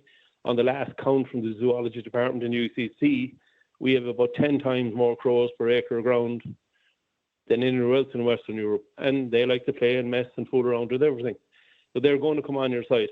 So it's important to try and keep them off and not have them staying on your site for very long if possible. But when you do see bird droppings on your slab of concrete, on the aprons in the front and the back, particularly when you get a chick delivery or birds have been transferred from bullet houses and stuff like that, the importance of washing it can't be overemphasized. And obviously then, as Angus has gone on about with great detail, your foot tips, your boots, your clothes, it's so, so important. And last week when we had the outbreak, I threw up a statistic that has come from Avian. In Ireland, given the weather conditions we have, if you have a bird that has come in contact or is contaminated with AI, current information from the Avian vets who provide us with most of our turkeys, all of our broilers and a fair crack of our layers, are saying that that virus will live very well in that bird poo on your slab of concrete for 9 to 13, 14 days. All you have to do is step in it. Like Angus said, you only want a minute particle and you're in trouble. So just be diligent. Mind your housekeeping and keep your aprons and your clothing. Keep it all in the right place. Thank you, James. Sarah, there's probably, we see out in the country quite regularly, around times whenever it's coming close to cereals being harvested, people use bird bangers and things like that for scaring birds away. And they can be an awful nuisance, especially if there's people in dwelling houses close by and you hear stories of people cutting tubes and pipes in these and all that. There is definitely a lot of advances recently in recent times in terms of bird scarers. So in terms of, there's one definitely that comes to mind, and that's Bird Alert. And so that's a company that basically produce a bird scaring system. So it's producing basically noises, and it's sensing. It's quite a nifty bit of kit in that it's sensing the birds that are around the houses or around the yard, and it's basically then mimicking their distress noises, and it's getting rid of them. And I know that definitely there's a person that falls under our care, and they've put one on their site now. It's a beef finishing unit, I believe, and they've put it in place, and they have had no issues with wild birds feeding from the cattle passages and things like that. And it is something that we should consider, because whenever we talk about vermin like rats and mice, we always go straight to use poison. And yes, that is a part of it, but the other part of it needs to be actually vermin proofing our houses. And it's the same with the birds. Try and keep them away. Try and make it as unpleasant for them to be around. So that can be through these noise making machines. So it's just something else to consider. One other thing to consider. Sorry. Yeah, there is a huge range of those bioacoustic calls, and they are extremely effective. And if any of you are in the airport and you have a bit of time to kill, you will watch the fire service in all our major airports skip down the runway in the Jeep with speakers on the roof. And they use those calls to scare the birds away. And they will have identified through surveys the birds of concern. And those calls have been used, and they were made in and during the Second World War because of the amount of planes that were lost to bird strikes. So they are extremely effective. But in some cases, you probably have to get a professional on site to identify the birds of concern, but they do work extremely well. Just a different method of scaring birds away that has been used. It's quite new, I believe, is the lasers. And they've been used on farms. There's nearly no wild birds. So the idea is that it's used on the roof of the house to keep the wild birds away. So something different. I suppose they would work when birds aren't housed as well, because they're not interfering with your own birds, as where potentially the acoustics may not work when birds are actually ranging. But for this period, it's obviously well worth looking at. Yeah, and that's a French idea, Rebecca. It's been in the civil aviation and military aviation since the 60s, and in probably 2010-12, they left it out to the public. And initially, it was so expensive, no one could go near it. But now, from what I believe, it is becoming commercially available and is extremely good. Yeah, I believe there's some farms in Monaghan and the Monaghan Cavan area have it in place and are very, very happy and would see no wild birds on the range or around the house at all. Yeah, it like I said, it is, and it's in use in one of the Irish airports. And like I said, initially it was a shockingly expensive system, but now, from what I believe, it's been used extensively. And from a colleague of mine that does a lot of work in the Baltic states, said it has been incorporated there in pig and poultry units, a huge success. And these are the things we have to look at. We can't just go and shoot all the birds that come on our site, because if you don't identify what they are, there is legislation governing this. There's a derogation that's issued by the minister every January to govern how wild birds are controlled. We can't just shoot every black bird we see willy-nilly, because it could be anything from a swallow to a raven and lots in between. So it's not as simple as that. So the alternative methods are safer, and you will be prosecuted if you start to shoot stuff that isn't covered by the derogation. And also there's an onus on the farmer to inform Parks and Wildlife how many of these birds they're killing and the type of birds and how they did it. So it's not as straightforward as people might think. Let's pull the shotgun out from the cupboard and fire a few shots. Plus, the guys in Cavan, Monaghan that are near lakes, with the newer EU legislations, if you're within 300 metres of a lake, you now have to use steel shot. So it is a little bit more complicated than it used to be before. Absolutely, absolutely. I'll go through another couple of these here. I see maybe Audrey, if you wouldn't mind taking this next one. Hopefully you'll be able to give some detail on it. But there is a question up here. There's two that are somewhat linked. The first part being is, if we are unfortunate enough to get AI, what compensation is available? And I saw, I guess, a part two to that is, if a producer went down with bird flu who blatantly disregard to good biosecurity and regulations on the farm, will they be compensated? You might take those, Audrey, for us. Yeah, thank you. Thanks, Sarah. Yeah, so I guess, and an important point to stress here as well is, we know how quickly the mortality rates can ramp up with birds. So it's the number of birds, say, at the time of reporting, or not necessarily what's left 2 days after they started to show clinical signs when depopulation occurs. So there is compensation available for the birds.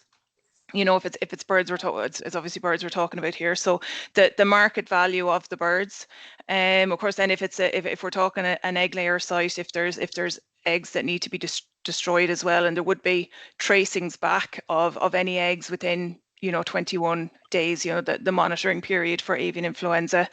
Any feed that's on site that needs to be destroyed would also be compensated for. We have in place also as well with a private contractor in relation to, because obviously any litter or whatever needs to be may need to be removed off site, or say for example there's decomposed birds in litter, so the whole lot needs to go en masse, that the birds can't be separated out for the litter from whatever reason. That may all need to go, so that would all be removed and compensated for, as well as some of the initial cleaning and disinfection around that, where once the birds are killed, then the site would be sprayed with disinfectant, and left for 24 hours. So that's I suppose that's kind of what's there, what's compensated for. I suppose like in under the Animal Health and Welfare Act, it's the minister may pay compensation, and there is I can't remember the exact wording about it, but it's it is the responsibility of flock owners to take reasonable precautions to try and prevent incursions of disease. So I mean, anything like that, blatant disregard for biosecurity or whatever, everything would need to be considered very much on a case-by-case basis. Nobody's out to get anybody here saying, oh, well, you know, your biosecurity was poor, we're not paying you, but, you know, it is the minister may pay. So, you know, there is provision there if there was blatant disregard for biosecurity, you know, that maybe full compensation wouldn't be paid. That has never happened to date anyway. But that's kind of a broad outline of the compensation, if that answers the question. Thank you. Thanks, Millie and Audrey. That's very detailed indeed. Just another one there that I just saw coming in that you might finish off on that point is, when can that house then be restocked? So if I'm after going through the unfortunate case of having avian influenza, how long does it take for a house to get back into a position where it can be restocked? So again, that will depend on the individual circumstances of the flock. But once the birds are depopulated and they're taken off site, there is that initial preliminary cleaning and disinfection where the site is, so, you know, the bedding or litter or whatever is soaked with disinfectant. That's left for 24 hours and that's removed. And there's a process then, there's this, you know, there's steps, it's set out in protocols, it's quite detailed about preliminary cleaning and disinfection. And then 7 days, or then there's a final cleaning and disinfection process. So only after final cleaning and disinfection process can we, so that involves removing any litter or, you know, slurry from site, making sure there's nothing like that on site. So say, for example, we're talking about solid manure, that can be just removed. But say we're talking about a duck premises, you know, with slurry on site, that actually has to be either removed, and, you know, how do you do that? That's a biosecurity risk, removing that infected material, or else it can be left on site. And after 60 days, that's what's set out. After 60 days, that is deemed to be a safe product. So if final cleaning and disinfection can only take place after 60 days, you know, once that slurry is left in there, that can be removed, you know, spread, whatever. And then I suppose we need to take into account the time of year. Can that be removed and spread, or does it need to stay there? So there can be delays in getting rid of that material. But once final cleaning and disinfection has been carried out, then there has to be a fallow period for 21 days. And it's after that period then that the establishment can be restocked. Now, just because it can be restocked doesn't mean that all restrictions are removed from site. Those birds are moved on site under license, and that flock is still restricted until they actually need to be tested for avian influenza, just to make sure, you know, belt and braces approach, that there hasn't been any residual infection and that these birds haven't become infected. So once they go through about a 21 to 30 day monitoring period, they're tested, and then the flock is de-restricted and everything goes back to normal.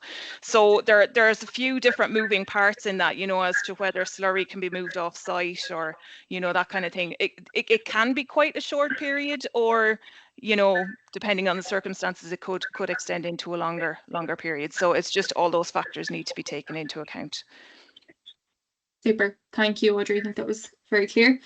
Rebecca, I might pop one over to you very quickly, if that's okay. Just in relation to farmers that might be after listening to Angus's presentation now and are some bit fearful and think, God, I might need to make some upgrades at home on the farm. What is available and what might be there that would interest producers to go and have a look at to maybe better future-proof themselves? Yeah, so the TAMS is available for pig and poultry farms under the PPIS. To be blunt about it, there's only a handful of things available on it. You have your security cameras, there's washers, an automatic wheel wash is available. There's the cold storage of fallen stock, which I suppose I see there was a question in relation to that. So it ties in nicely to that there, just how far away should you store your dead bird wheelie Yeah, and bin for poultry. if you're happy to actually Well, I was incorporate going to that, throw go it to ahead. Angus, Yeah. so I was. Okay. leave him answer that one maybe. But I definitely think the cold store is something that is probably seen more now, and again Angus might touch on it. But I think it's a really good one that is available. Look, we'd like to see more, and it might put a wee bit more pressure on the Department of Agriculture TAM section to look at including more biosecurity measures. It's such a crucial part to protecting this industry, and there needs to be more added. We've talked about the lasers, the bioacoustics of the birds. They're really novel and new things maybe for poultry farms, but they certainly need to be looked at to protect our farms, and protect so many people's livelihoods at the end of the day. Super. Thanks, Yeah. Rebecca. Angus, do you want to come in on that one on the Yeah, there's the just dead probably bins and how a few far- questions that I can hammer through in the interest of time here. So I guess Yeah. how far away should you store your dead bird wheelie bins from the poultry house? I guess in terms of how far you store them, I don't believe there's a scientific number to put on that, so there isn't. I guess it's how you store them so that they're in bins that are sealed, that aren't leaking, that are lockable. Yes, they present a reservoir of infection, so they do, but I don't believe that there's a defined number as to where they should be kept or shouldn't be kept. What I will say is that think about where those bins are going or the contents of those bins are going, who is collecting them. So that's a dead lorry coming onto your site and emptying the contents into it, but it's what's inside it whenever it comes to your site. And it's not to say that, oh, we're going to blame the dead lorry for everything, but the question you should be asking perhaps is not necessarily how far you keep it on a day-to-day basis, but it's where your collection point is of the dead bin lorry. Do you really want it coming onto your site? My advice would be is that you have a designated collection point, and that should ideally be at the front gate of your farm. Now, these collection companies that are coming on site, they will all have the keys. It's like the meter box key for popping open the lock, which are on most of these. So it is a case that they remain locked and they pop them open to unlock them. If it's a case that you have a different locking system like a padlock, makes it a little bit more complicated, but I think that's probably the better question. There's another question there as well, about pop holes, having a door on a pop hole door on the actual gable end door of your house, and basically that being an alternative to the video I've shown. And I've seen a lot of new houses built recently within a company that would have historically had these pop holes, and now they don't have them. And I kind of think, well, it's a bit silly. But whenever you think about it, the reason for it is that while yes, you're not bringing it outside and it's quite convenient, you open the door or the pop hole, you have to reach your hand out to open the lid of the bin to actually go in. Are you going to wash that hand? Could it have an infection? Possibly. I know we're getting very kind of hypothetically speaking here, but it's just, yes, they're convenient. Yes, they reduce risk of bringing a bucket in and out, but they could also present a risk. I have seen some farms that have actually basically, oh, someone with a bit of an engineering mind, basically this farm had actually put the bin under the actual eave of the house, and the last inlet, you shouldn't be getting rid of inlets in a house, but the last inlet, they'd basically converted it to a lockable pop hole. So the top of the bin actually stayed opened at all times, and then whenever it was full, they pulled it out and put in another open bin, and they had a little container for our little storage area for the bin. So that was nifty. But yeah, it's just considering the risks, and it's very good questions that have been asked there because you're thinking about what we've talked about here tonight. So yeah. I'll just stay while I'm on a roll there for a minute, Sarah. So I will. Yeah. There's another one there. Does the disinfectant you use make a difference? So there's two parts to that answer. The first part is that on your farms, the only disinfectants that you should be using is DAFM approved disinfectants. Whenever we look at the usages of those disinfectants, or we want to know what they are, so you can just Google DAFM approved disinfectant list. It's generally updated twice a year or 3 times every 2 years sometimes, and it will give you disinfectants that are approved for general orders and also poultry orders, and that'll be for the different diseases such as avian influenza, Newcastle's disease. What I will say then as a second breath is that the concentration of disinfectant is the most important thing. If you don't know the concentration you're putting on your disinfectant, then you're actually wasting your time, potentially wasting product or potentially not doing anything at all. And what you're targeting will have a different concentration rate, and the concentration is so important. So it is. So you might be using a disinfectant, glutaraldehyde, and it says for avian influenza you use it at 0.5%, but that glutaraldehyde on the same line could say for salmonella prevention or for salmonella use, you use it at 2%. So my urge to people would be that if you look at the disinfectants you have on farm, always go for the higher concentration for your foot dips, for disinfecting equipment. For your house, whenever you're disinfecting your house at an intercrop, you want to understand the challenge. Are you just trying to, bring down your viral and bacterial loads, or do you have a coccidiosis issue? Because coccidiosis disinfectants are going to be different to your broad spectrum bacterial and viral disinfections. So, like, for me personally, anyone on the call, I'll talk till I'm blue in the face about disinfectants and hygiene products such as water products and that. So if someone wants to contact me afterwards, by all means. But additionally, speak to the person that's supplying you the disinfectant. They shouldn't be just a salesperson if they are a chain supplier. Get the technical information you need to get. Super. If I Thank just you, come in Angus. there for a quick second on that, Angus. You talked about disinfecting the car, and the importance of cleaning the car, and the question was asked by Nigel of a clean lorry coming on site and disinfecting it. Of some of the photos you showed, it was the little handheld car pump or a knapsack type thing. Realistically, is that sufficient for disinfecting a full lorry? Like, is a driver going to get out and do that?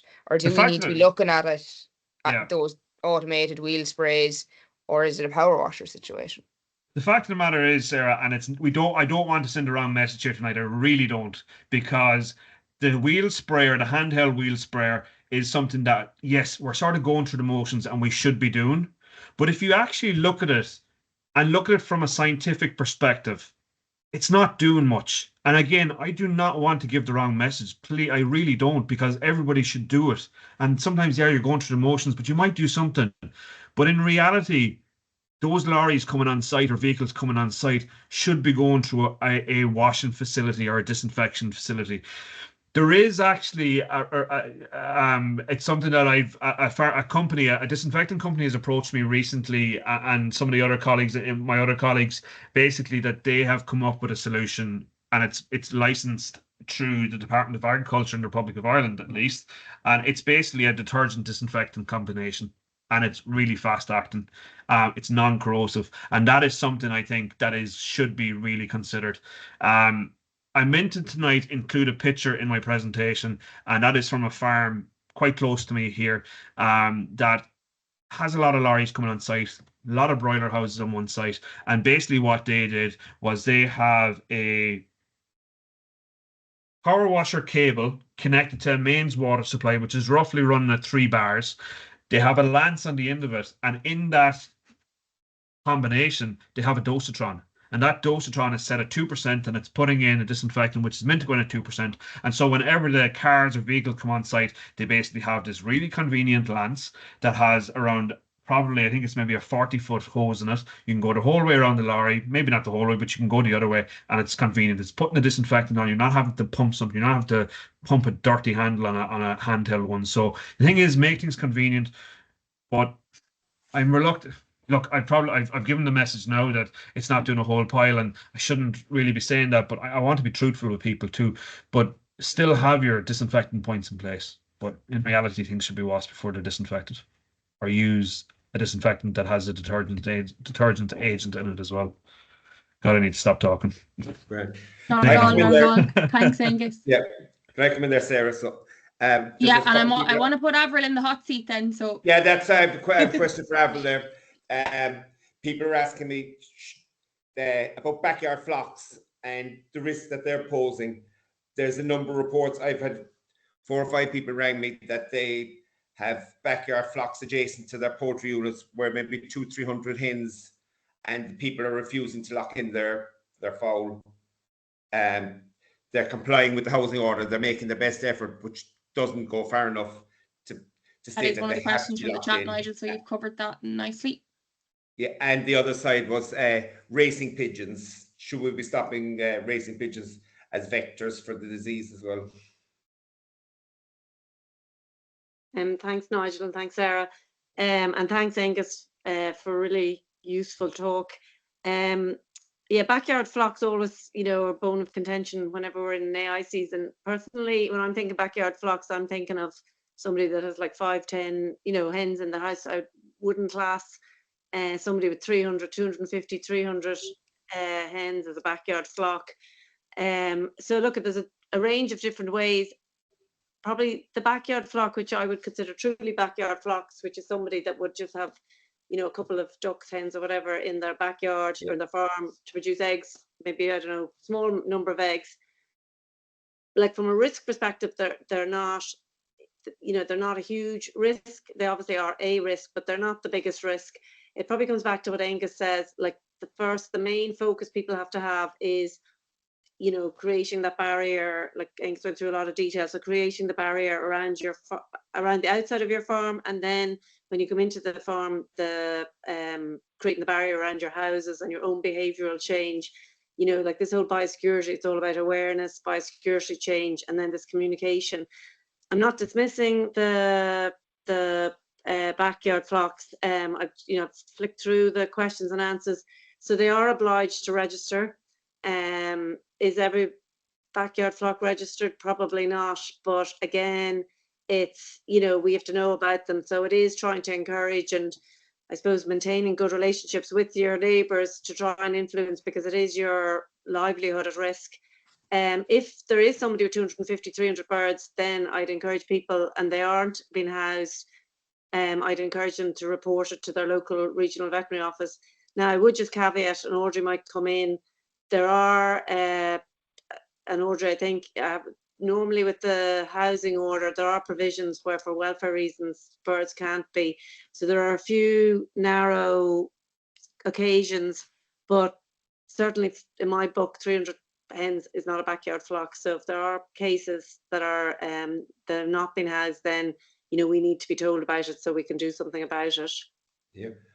But the big danger here, Avril, is if one of these flocks go down, that it sets up a surveillance zone or a 3 kilometre zone, and the effect that has on the commercial poultry. Like, that's the big risk. Yeah, so I would encourage anybody, like if one of those big flocks, if they go down, Audrey, you might come in about if like a truly small, like if somebody with 3 birds go down, what the sequel is to that.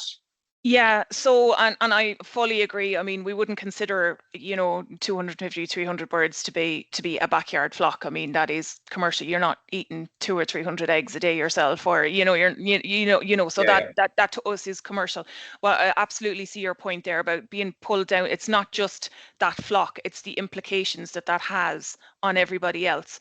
So just as Avril mentioned there as well, you know, the provision there for birds not to be housed is very narrow. It's not just that, well, I don't have a house and I don't want them to be put in, or I don't have, that's not an excuse.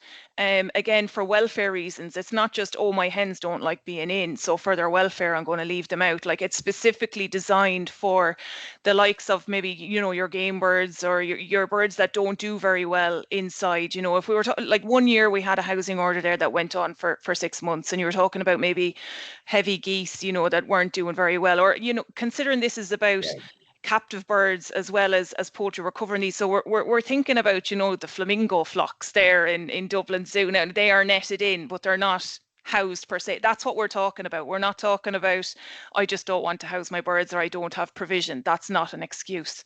So it is mandatory to register, whether somebody only has 1 or 2 chickens in the backyard. You know, there is a statutory instrument, 114 of 2014, which lays that down in national legislation, that they are meant to be registered. If it comes to, we were talking about imposition of zones there, so there are derogations under the legislation where there are talks actually to kind of amend this, but as it stands, it is where it is less than 50 birds. So that's where 50 often comes in as our cutoff point. So whether there are less than 50 birds, and as long, it's not just that that's the magic number. But as long as there are no epidemiological links to poultry establishments, so as long as you don't have 49 birds at home that you're keeping, but you're also working, you know, for somebody down the road with a commercial farm, that would you know mean that zones have to be put in place. Now, if those 49 birds went down, they'd still be culled. It means that the 3-kilometre protection zone and the 10-kilometre surveillance zone aren't put in, so they're not pulling everybody into a zone with them. But they would still be culled. They'd be still subject to the same cleaning and disinfection protocols before they'd be allowed to restock. I know because I know there was a couple of questions in that question. So have I hit all the points there? Maybe racing pigeons. Racing pigeons. Yeah, so there are still provisions to, so as we know, there's the ban on gatherings of wild gatherings of poultry at this time. There is an exemption for racing pigeons to allow them to fly, because there have been risk assessments done on this previously, where you know, even when those racing pigeons are brought together and they're released, they don't generally hang around, you know, they fly back, you know, to their home spot. As we know, there are certain species, you know, predilections for HPAI, and we know obviously like the poultry are, you know, and we see even now from Angus's presentation, you know, it's predominantly the swans, the buzzards, the grey lag geese, and you know, things like that that are being detected at the moment. Pigeons, okay, we know that they're a risk of Newcastle disease, but actually when it comes to a HPAI point of view, they're not deemed to be particularly high risk of spreading that. So, and they, you know, for welfare reasons, they're allowed to fly. So yeah, it's down to risk assessment, and the role that they play isn't deemed to be significant from that point of view. Thank you. Okay, great. I might just come in to that question. Yeah, Avril, just there's one on the lab there and on testing. I'm just wondering if you've covered that off. My sound dropped actually, sorry, for a moment. As to how quick the department will respond. So there's a question on the lab. So basically the department runs a 24/7 hotline. So the department have vets on call 24/7. So I think Angus showed that hotline number in his presentation. So that's for people both to report wild birds and also if there's any suspect. But usually what happens, that if you have a suspect, you report it to your own vet, and then the vet would contact the department. Any samples that come into the lab for avian influenza receive priority, and the lab works 24/7, you know, or 7 days a week. So even if there was a case over the weekend, they would be sampled, you know, like it's treated, you know, similar to foot and mouth, it's treated at that priority level that it would be done, put through the lab like a normal day. Great, that's very reassuring to hear that. Then there's a couple of questions here, and I might just throw it to Angus and to James, to both of you, just to get your opinion on it, around the AI being airborne and I guess the risk around the ventilation systems. I think it's probably something that people are thinking of quite often. Like, you implement all of these biosecurity measures and regulations, you try and train your staff, you're doing everything to the best of your ability, but you go out in the morning and lo and behold, you find something wrong in the shed. And is the ventilation system a risk, or what are your opinions on that? I think, Sarah, what you need to do, well, so this is a question that's asked quite commonly, and I remember one night being in Cavan or in Monaghan, and there was a presentation similarly, and that question was asked too. Short answer is, in terms of this part of the world, the risk of airborne spread is virtually non-existent. So it's not, and some people might say, "Oh, that's nonsense." It's non-existent, because our pressure of avian influenza, from the point of view of wild birds, while it is high, from the point of view of incursion indirectly into houses or through direct contact with infected birds with poultry, that does occur. The actual airborne spread, we're not getting these high levels of viral plumes in the atmosphere. Now, I have, in anticipation of this question, looked at a lot of the, I guess, research. You might say it's research, whatever, but it is still, we need to look at the science in these situations. What the science is basically telling us is that whenever you have poultry houses that are infected and very close proximity. So it could be the house next door on the same site. You may have aerial spread because you're getting dust, feather debris, and also potentially virus being actually, I guess, taken out of the house through the ventilation system. And in that very, very close proximity, then yes, possibly. But it blowing down the road from 10 miles away or from a different country, it's not going to happen, so it's not. In some countries, they do deem if there is a delay in the depopulation of the birds from infected premises, that you may increase the actual pressures in the environment externally outside the houses. But again, it's not going to travel big distances at all, so it's not. So the airborne spread, while people talk about it a lot, there's very little evidence to show that it's actually happening and actually is the greatest risk to our poultry population. What is happening, and this is again looking at the indirect, and it's going back to, we're going to go back simply to the roof and the chicken shed, and you have birds flying over. So you've someone, I'm making scenarios here, and I'm not trying to blame somebody or anything, but you've someone spreading slurry in a field beside a chicken house. So you have, and that field is black today because of the slurry, and tomorrow it's covered in white seagulls, and those seagulls are all flying around the place, and inevitably they're going to shit on top of the roof of a chicken shed or shit somewhere around. But say they shit on the roof of a chicken shed, you then get it raining, and that rain basically washes that shit down the roof. And I know I'm talking about scenarios here, and it all sounds hypothetical and airy-fairy, but it's not. These risks can happen. You don't have that higher level of virus that's in that water that's running off the roof, and you have a driving rain or you have a leak. That's what's going to bring it in. The other thing is that, you know, you have chimneys in your houses, and there's birds, maybe you could have birds roosting on your outlets and then shitting on it or whatever. And if you have, say, chimneys in the houses, and you have your plates or your basically your drip trays underneath the actual ventilations system, you could actually have virus inside in those without even realizing it. And then you get some stormy weather and you get drafts through the house and they start moving around. These all sound hypothetical, but this is what is going to happen. So my perspective, and from what I've done in my research and what I've looked at, airborne spread is not, it should be pretty low down our list, so it should. And people may disagree, and I'm all up for someone coming against me on it, because I'm happy to have constructive conversations. So I am. Thanks, Angus. Thanks for that. One final question here that I might just throw out. It's a bit of a wild one, but I think the response will be fairly straightforward. Is it wise to have processor fields people visiting farms? I'm not sure who would like to take that, but I'll throw it there and see who would like to comment. I'm going to go, because I work with a lot of companies, and I guess their field staff are on farms providing technical support to the farmers. They also are on farm helping prepare farms for auditing, and they also have a responsibility in terms of taking TVCs and intercrop hygiene samples, and in some cases taking the boot swabs for salmonella testing. So I don't think that there should be, I think that they're a necessary person to go on the farms, but again, like, it goes without saying, their biosecurity should be impeccable.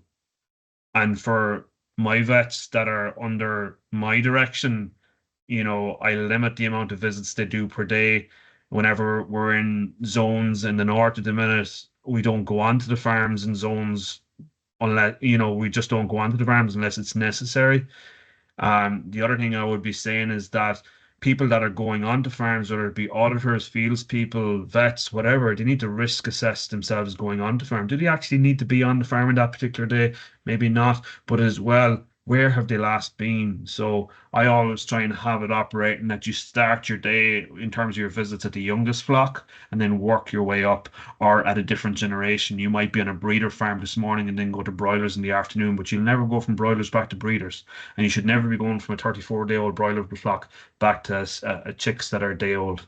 So all that needs to be taken into consideration at all times, not at flu times even.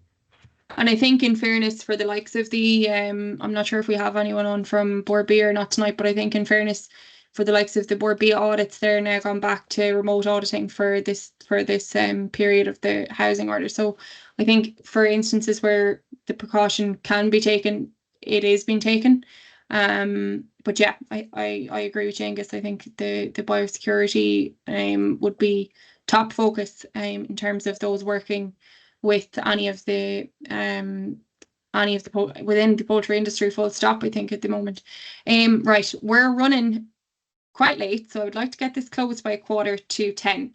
But just I want to just take one key point, one key takeaway point, if you were to say it to our attendees here today. We had nearly 200 people join us on the call, just under 200 people. I think 194 attendees were on at the peak time, which is super. It's testament, I think, to the farmers to how serious they do take this. But Avril, I'll start with you. If there was one key takeaway that you would ask people to just be mindful of going forward, I guess, into the weeks ahead, what would that be?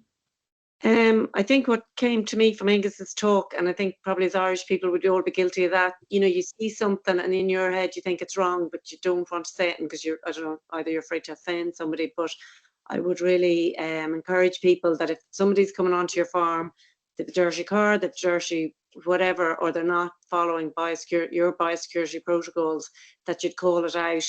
And you know, people would be far better doing that and risk offending someone than having something really regrettable happen on the farm. And I think it's a case of us all trying to work together. And thanks to everybody for coming and attending to this plant. And then scan the QR code. It's the code of practice there. I have to give that a call out. That was developed with industry, and it is fairly easy. Lots of photographs. I think it's about 18 pages with lots of photos. So it is an easy read. So that QR code will last for 10 days. So it'll bring you to the site and you can download it to your computer. But there is some practical tips in it that you can read at your leisure. Thanks, Sarah. Super. We'll share it through our communication channels as well with everyone who registered for this meeting this evening. Audrey, I'm going to pop to you next, please. Key takeaway. And thanks everybody for coming tonight. I think the thing I always hammer or beat on about when it comes to biosecurity is consistency. So Angus gave all those like really practical steps, and we can do all of them, but it's about consistency is key. And the thing that I always say is like the virus only has to get lucky once. We have to be on point all the time, every day, to keep it out, but because we're talking about such minuscule amounts of virus and it can, comes in once and it can just take hold. So it's just about everybody, biosecurity it's a mindset as well as those practical set of measures. It's about management, and then it's about making sure that if you've people coming in to cover, be it on holidays or over the weekends, that everybody's clear what goes on here, so that there's no breaks in that chain, because they're all simple steps, they work well, but it's just consistency across the board. And sorry, I know you want to move on there. I think we've answered all the questions. There's just one catching out of the corner of my eye there about, is poultry litter a risk, especially moving from controlled zones down, which are in the north, down to Ireland. So on the flip side of that, sometimes when we have zones down here, people often say, oh God, it's really restrictive what I can do with the litter or the manure here. So just like Angus was saying earlier about movement licenses being required for birds in restricted zones, the same is true for manure. So it either has to stay on site or it can only move under license to very restricted places, such as biogas, composting, and things like that. So it's very restrictive as to where it can move. It can't just be brought down and land spread. So just there are risk mitigating measures there on that. So that's it. Thank you, Audrey. Rebecca? Yeah, so I suppose some of it has been stolen for the previous two, but I suppose like when we look at what Angus's first case study of the cleanliness of the car, I think so firstly, no unnecessary visitors on farm, goes without say, keep the gate closed, keep those as many people off site as possible. But for those that do need to visit, if they don't need to bring the car on site, leave it at the gate where it's safe to do so. If it must come on site, making sure it's clean and that it's disinfected. It's just another step in the chink, another link in the chain, and one chink in that chain could be the downfall of it. So every step is important. I think it'd be hard to pick out one as the most important, but your whole plan and making sure that it is implemented for absolutely everybody that comes on farm. Super, thanks Rebecca.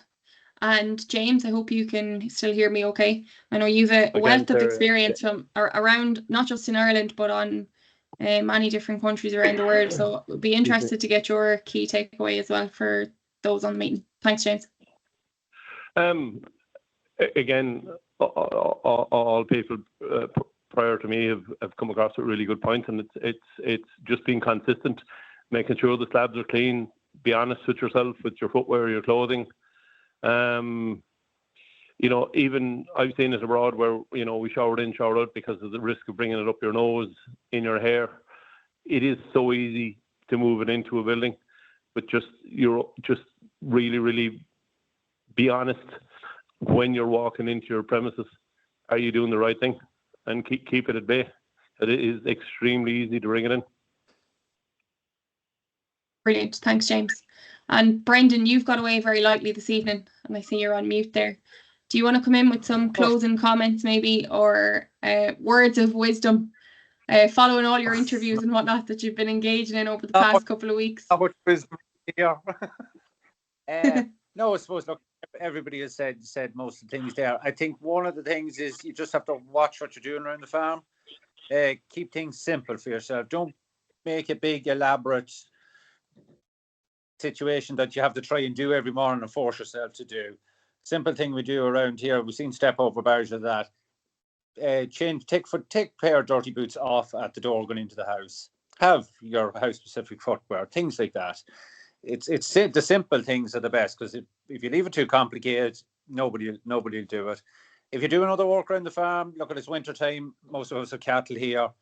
Do your poultry first in the morning. Do not go down and feed the cattle their meal, because we all know that there's lots of birds in the cattle sheds this time.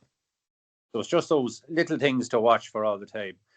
One other thing I'd just like, before we finish up, I'd like to thank anybody who's on this group who has shared this. I've got this message back that this has been on now on about 4 or 5 different groups, and it's from rearers, pullets, IFA, packers, everybody has shared it, and it's great to see that there's such an interest in it and that it's been so well advertised. I'd just like to say thanks to everybody, and thanks to our speakers as well here this evening. Absolutely, that's great, Brendan. Thank you. And Angus, I know you have given us an absolute wealth of items to think about when we're heading home to the poultry flocks this evening and tomorrow and for the weeks ahead. But if you were to pick 1 or 2 key things for people, would you be overlapping with what's already said, or is there anything else that you would like people to think about? To be honest, after a talk like this, I always hope that people will go out into the yard and just look at things a little bit differently. Yeah. So tomorrow morning, when you walk out onto your house, out into your farms, take a look. Try and understand what the potential risks are, because you are the greatest power on your farm to change all that. And the other thing is, and there's probably a few of the farmers on the call here tonight, go, and they've heard me saying it before, go to the middle aisle of Lidl the next time they're selling wellies and buy a rake of them and have them in your houses. I've even said to some of the farmers, I'd love my own pair of wellies on their farm, so that whenever I go, there's a pair of wellies there for me. So just do that. Simple things can make a massive difference, so they can. That's it. I think Aldi or Lidl have the slip-on boots in there at the minute, so you have no excuse now. Just categorically now, we're not supporting Aldi or Lidl. It's not a paid partnership middle aisle here or anything. Just just important now for me to clarify that position before I move on.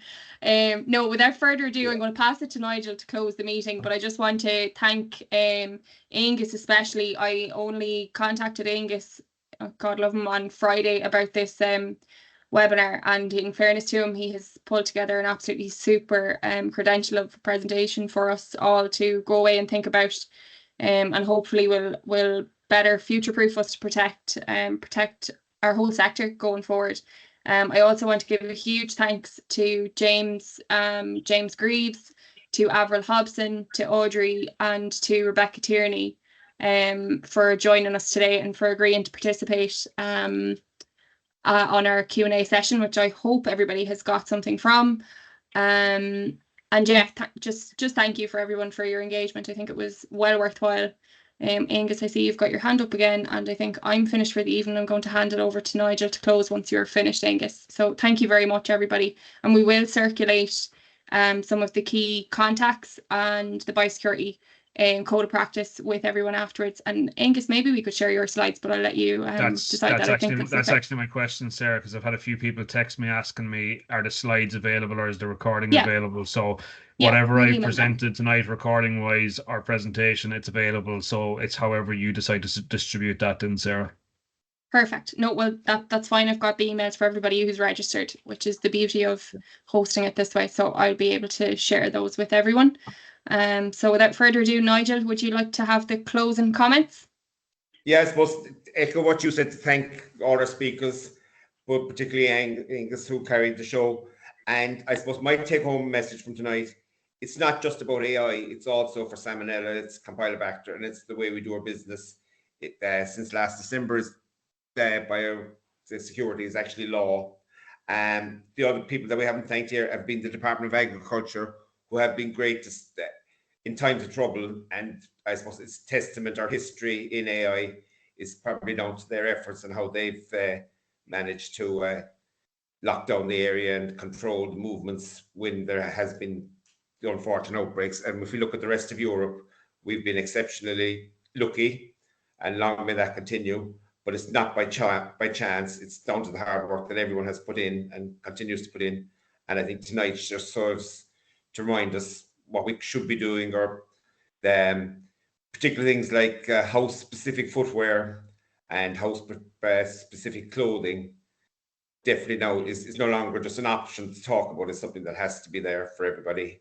I think I'm very happy to hear that 50 under 50 hens or backyard flocks won't create a surveillance zone. The other thing is that best practice is what it's all about. No shortcuts, and because the potential for this is horrific. When we see what's happened in the US with there's been over 20 million hens out of production. Hungary and Eastern Europe seems to have got the worst of it so far. So hopefully it is ravishing in the UK at the moment. So vigilance, there is no taking chances here. And thank you everybody for the fact that we had 200. Actually, I saw there one time we did hit 200 on the attendances. So that's testament in itself, and just once the message is stricken home. And thanks to everybody. Good night. Thank you, everyone. Okay. Thank you, Sarah, for putting it all together as well, and for keeping the show going. That's great. So thank you, everybody. Take care, everybody. Thank you. Good night. Good night.